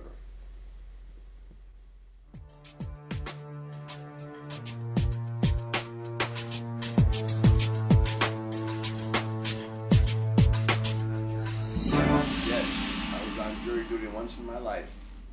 I was on the grand jury when I lived in Genoa, and the grand jury was held over at the Sycamore County Courthouse. And the grand jury is the jury that sits and listens to a story told by the prosecutor, and the prosecutor will tell the story as it happened, and the grand jury is the jury that will listen to the story, and then they will together make a unanimous decision that it will be what they call a true bill. Now, a true bill simply means that it is good enough to go to trial, that the person should be put on trial. And the one that I sat in on had to do with a rapist. And there was no doubt in my mind but what it was a true bill. And I voted on that and as a true bill, and I never even heard the consequences. I had no idea what happened. I just know that I did my job on the grand jury. And on the other hand, Jean, while she was here, she was called 3-4 times. In fact, she was called on the jury duty just before she passed away. And it's funny how they get some people's names, called 3, 4, 5 times. Then another person's never called. Well, my own case, once. That's it.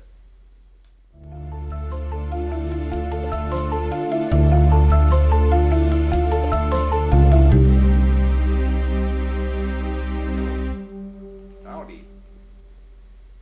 Oh yeah, I did. Well, I got a wireless phone here. This is my sister Betty from Hinckley. So how you doing? I'm getting better by the day.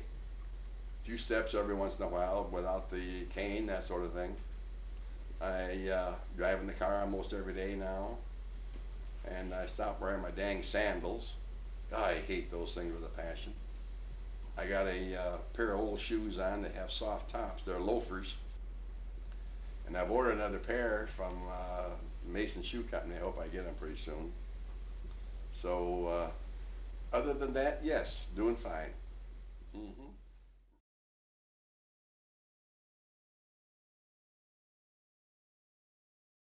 Basically, the old Canavan house was, for most of you guys, most of the other guys, you didn't, because you didn't come along until we bought the new house.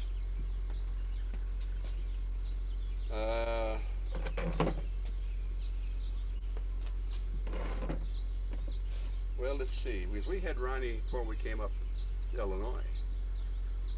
And, we had Ronnie before we came to Illinois.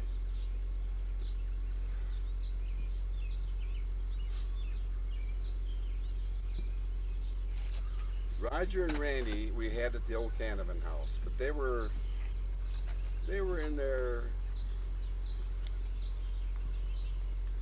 8 to 12 age range.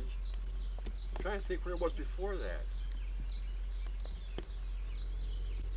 Because when I first came to Genoa, we lived upstairs in the apartment. Then we went down to Frank Claus's place, and from there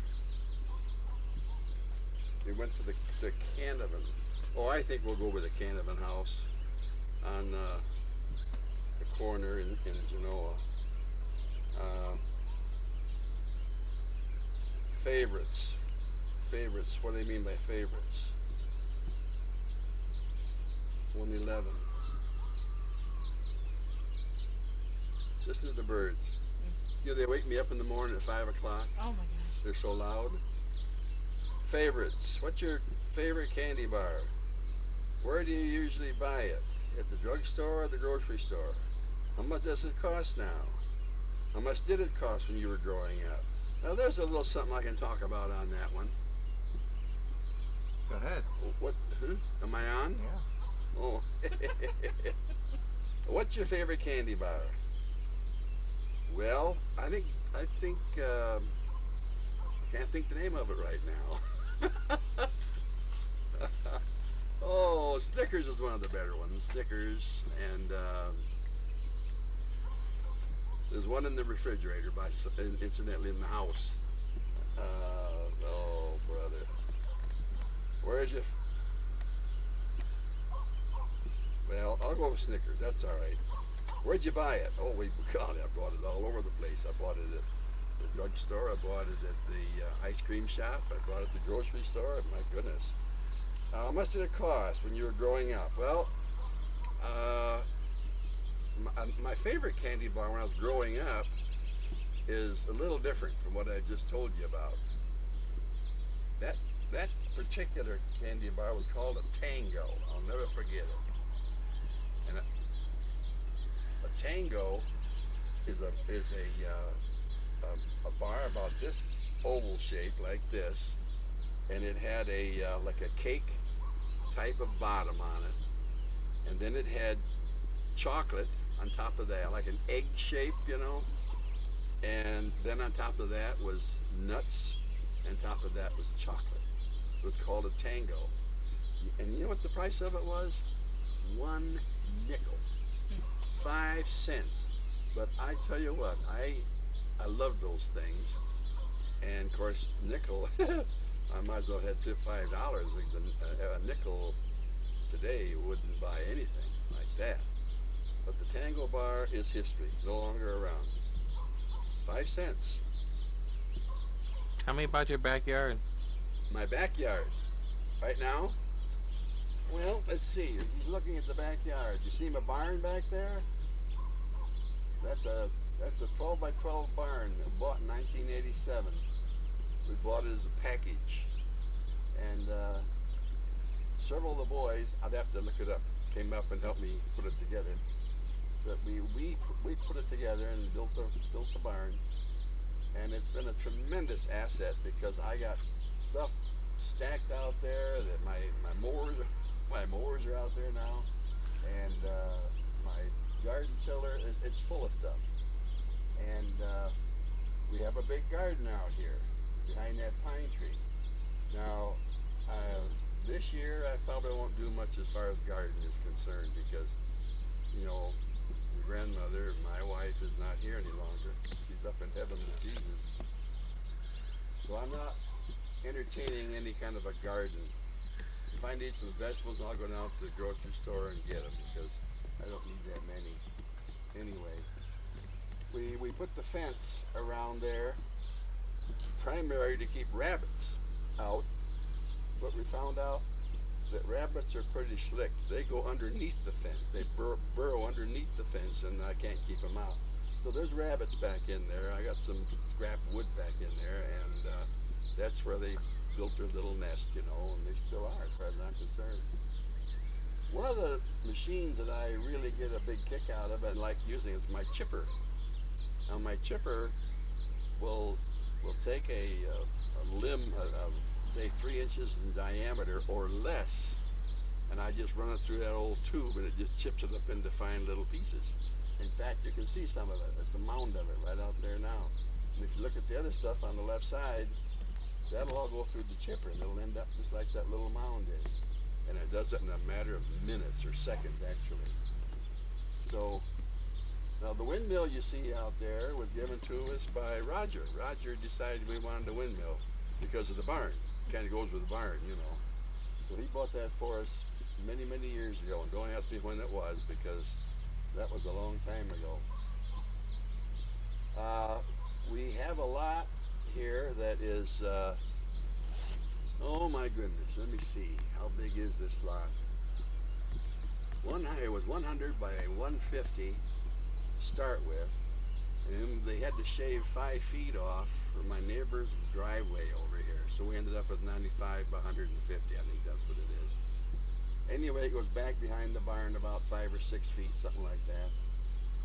And over there we got grapevines that Gene and I planted many, many years ago, which I'm going to see if I can cut them down now because I don't need them. We've had good seasons on those things. They're called the Concord grape, and we have tried many times to even give them away. Nobody wants them. Gene would make grape juice out of them.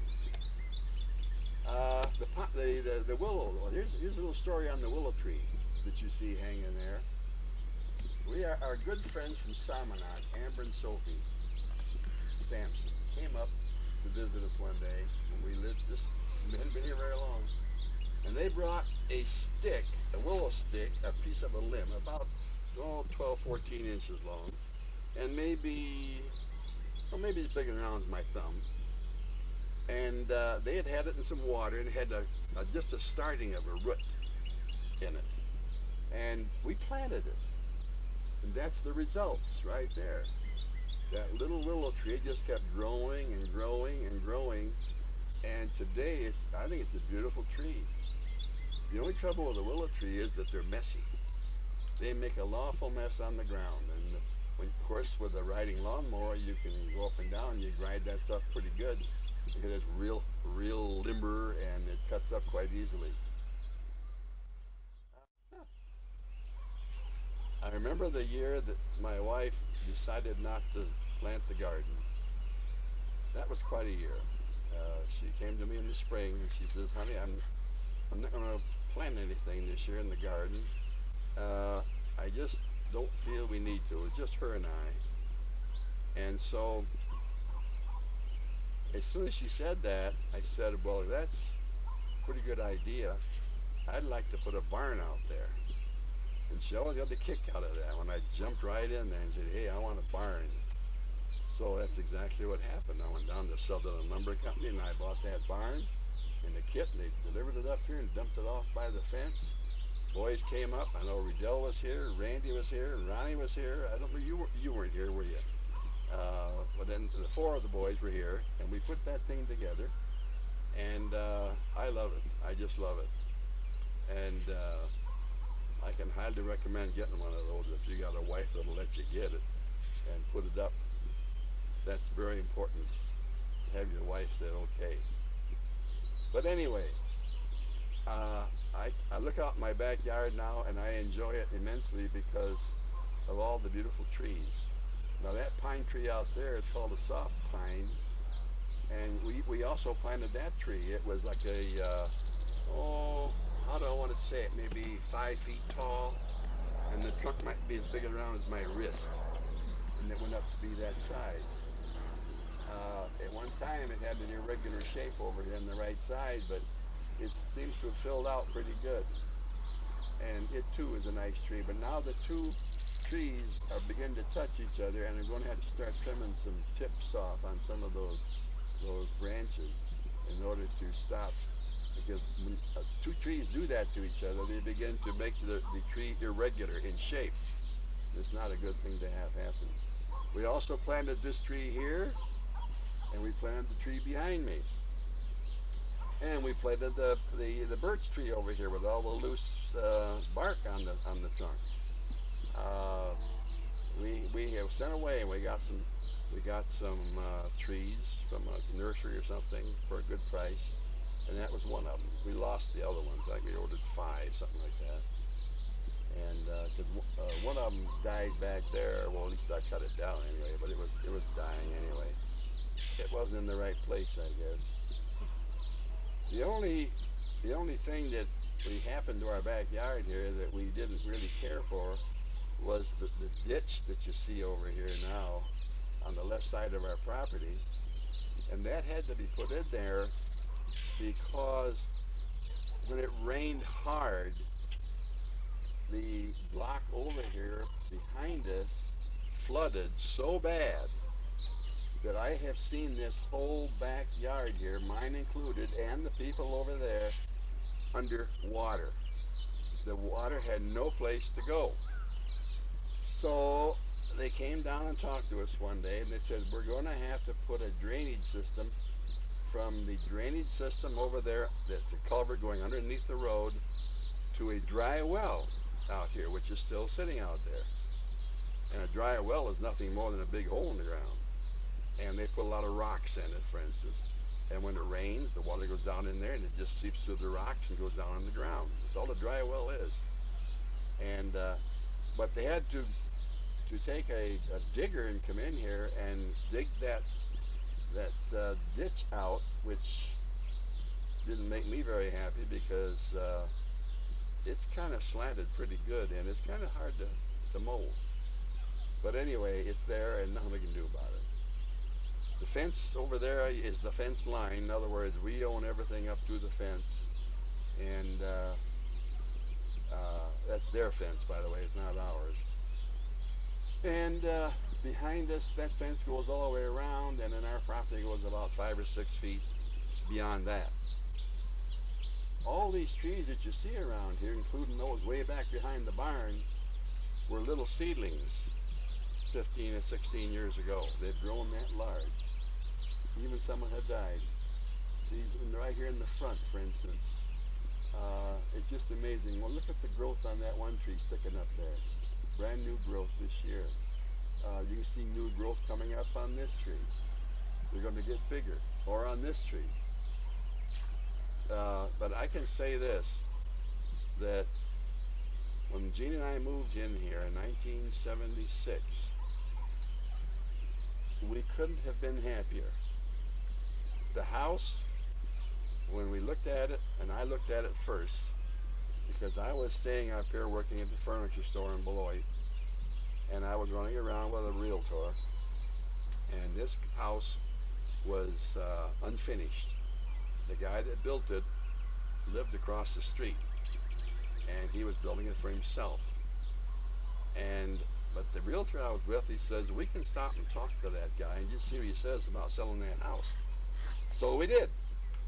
But when I walked in, I found a beautiful fireplace in the living room. And not only was a nice fireplace there, but there was a beautiful brick wall that goes from the floor to the ceiling and both side walls. And then I found a bonus in the basement because there was another fireplace down there.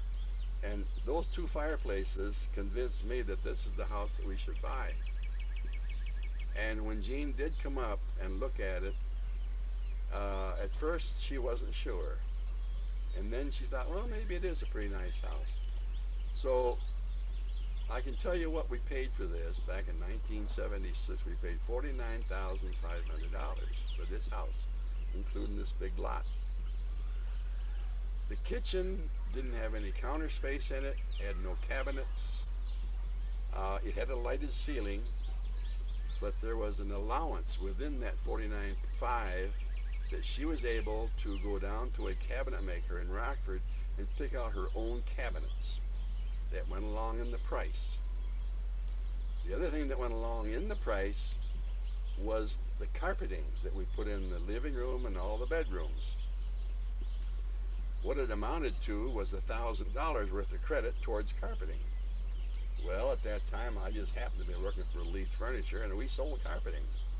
So guess what? I was able to buy carpeting at a reduced price. I mean, almost wholesale cost. And so we were able to carpet the floors in the entire main rooms, put in new cabinets, countertops, everything, and Jean was able to pick them out of her own self, which I was very happy with that. And so was she. She got a big kick out of doing that. And so today, I'm told that the house probably worth $120,000 to $130,000, something like that, at today's prices. It's a little over 1,500 square feet. We have a finished basement.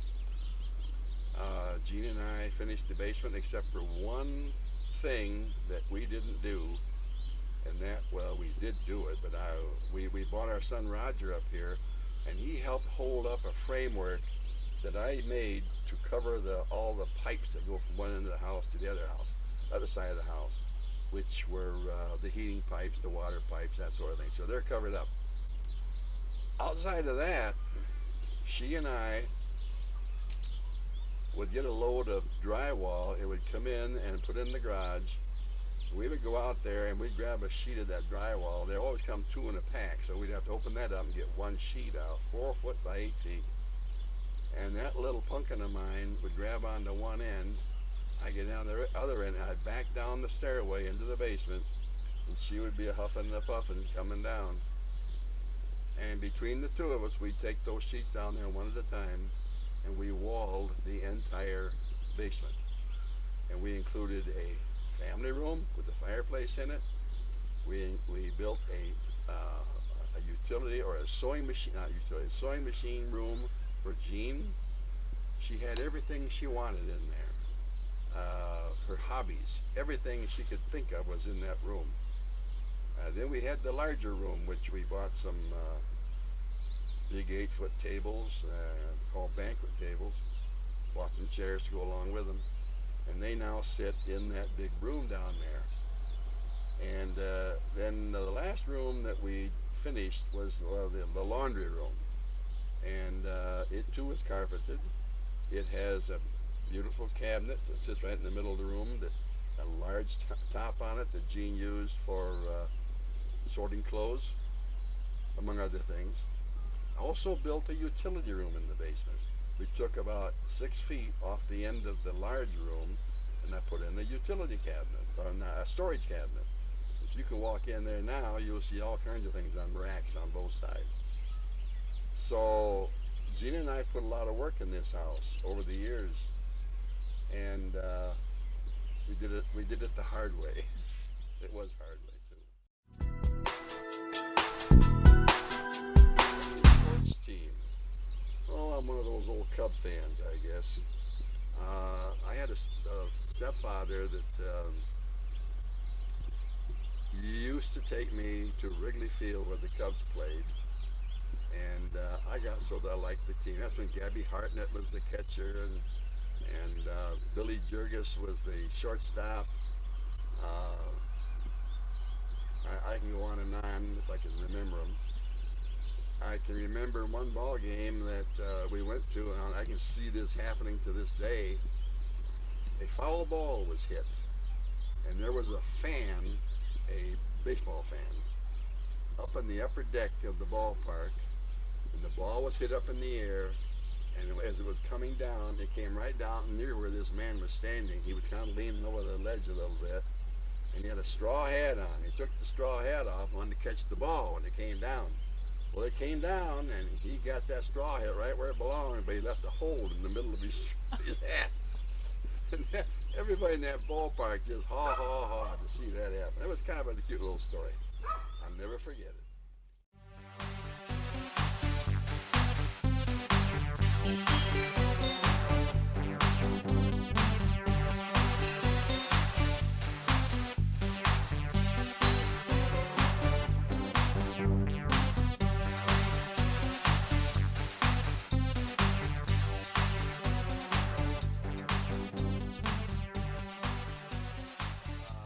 Before I go any further, I want to mention a couple of things that are important. You know, a few years back, there was a book that came out that had 365 pages in it with a question on each page that was different. And it was designed for a person to fill out each page and give it to your son or your daughter, whichever the case may be. And both Gene and I were given one of these books, and we had questions that were similar to this right here.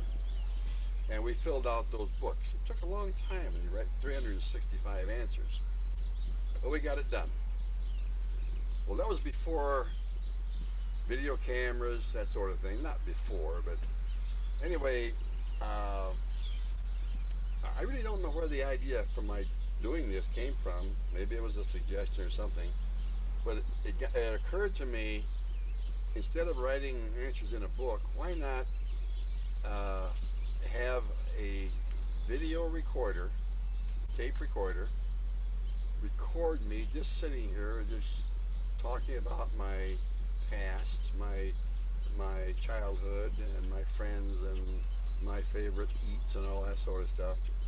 That we do this video for those that maybe in the future, like my grandsons, granddaughters, my great-grandsons, great-granddaughters, and my great-great-great-grandsons and great-great-great-granddaughters, maybe they would like to know who their grandfather was, what did he look like, what did he do for a living, all kinds of questions. And so I mentioned this to my youngest son, Rollin, and he is a video cameraman. And so between he and I, this is what we're doing.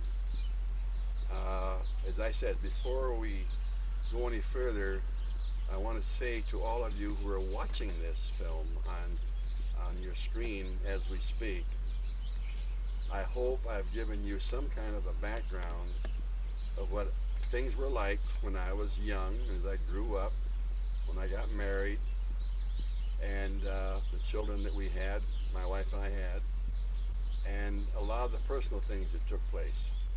The sole purpose of this is to allow you people who will never get a chance to meet me, if you wish, you'll be able to find out, or by watching this, you'll be able to find out was, and hopefully you'll like me. That's my one of my real concerns, because that's the way I'd like to have it. So for now, I just want to say it's been fun, and I want you to know, every one of you, that I love you, and I'm planning on going to heaven to be with my wife for eternity. And when it's your turn, I hope I meet you up there. But in the meantime, you stay down here on earth, you do what you want to do, you grow up, you have your families, and be honest with yourself, be honest with God, and have a good time, and hopefully we'll meet again. Bye.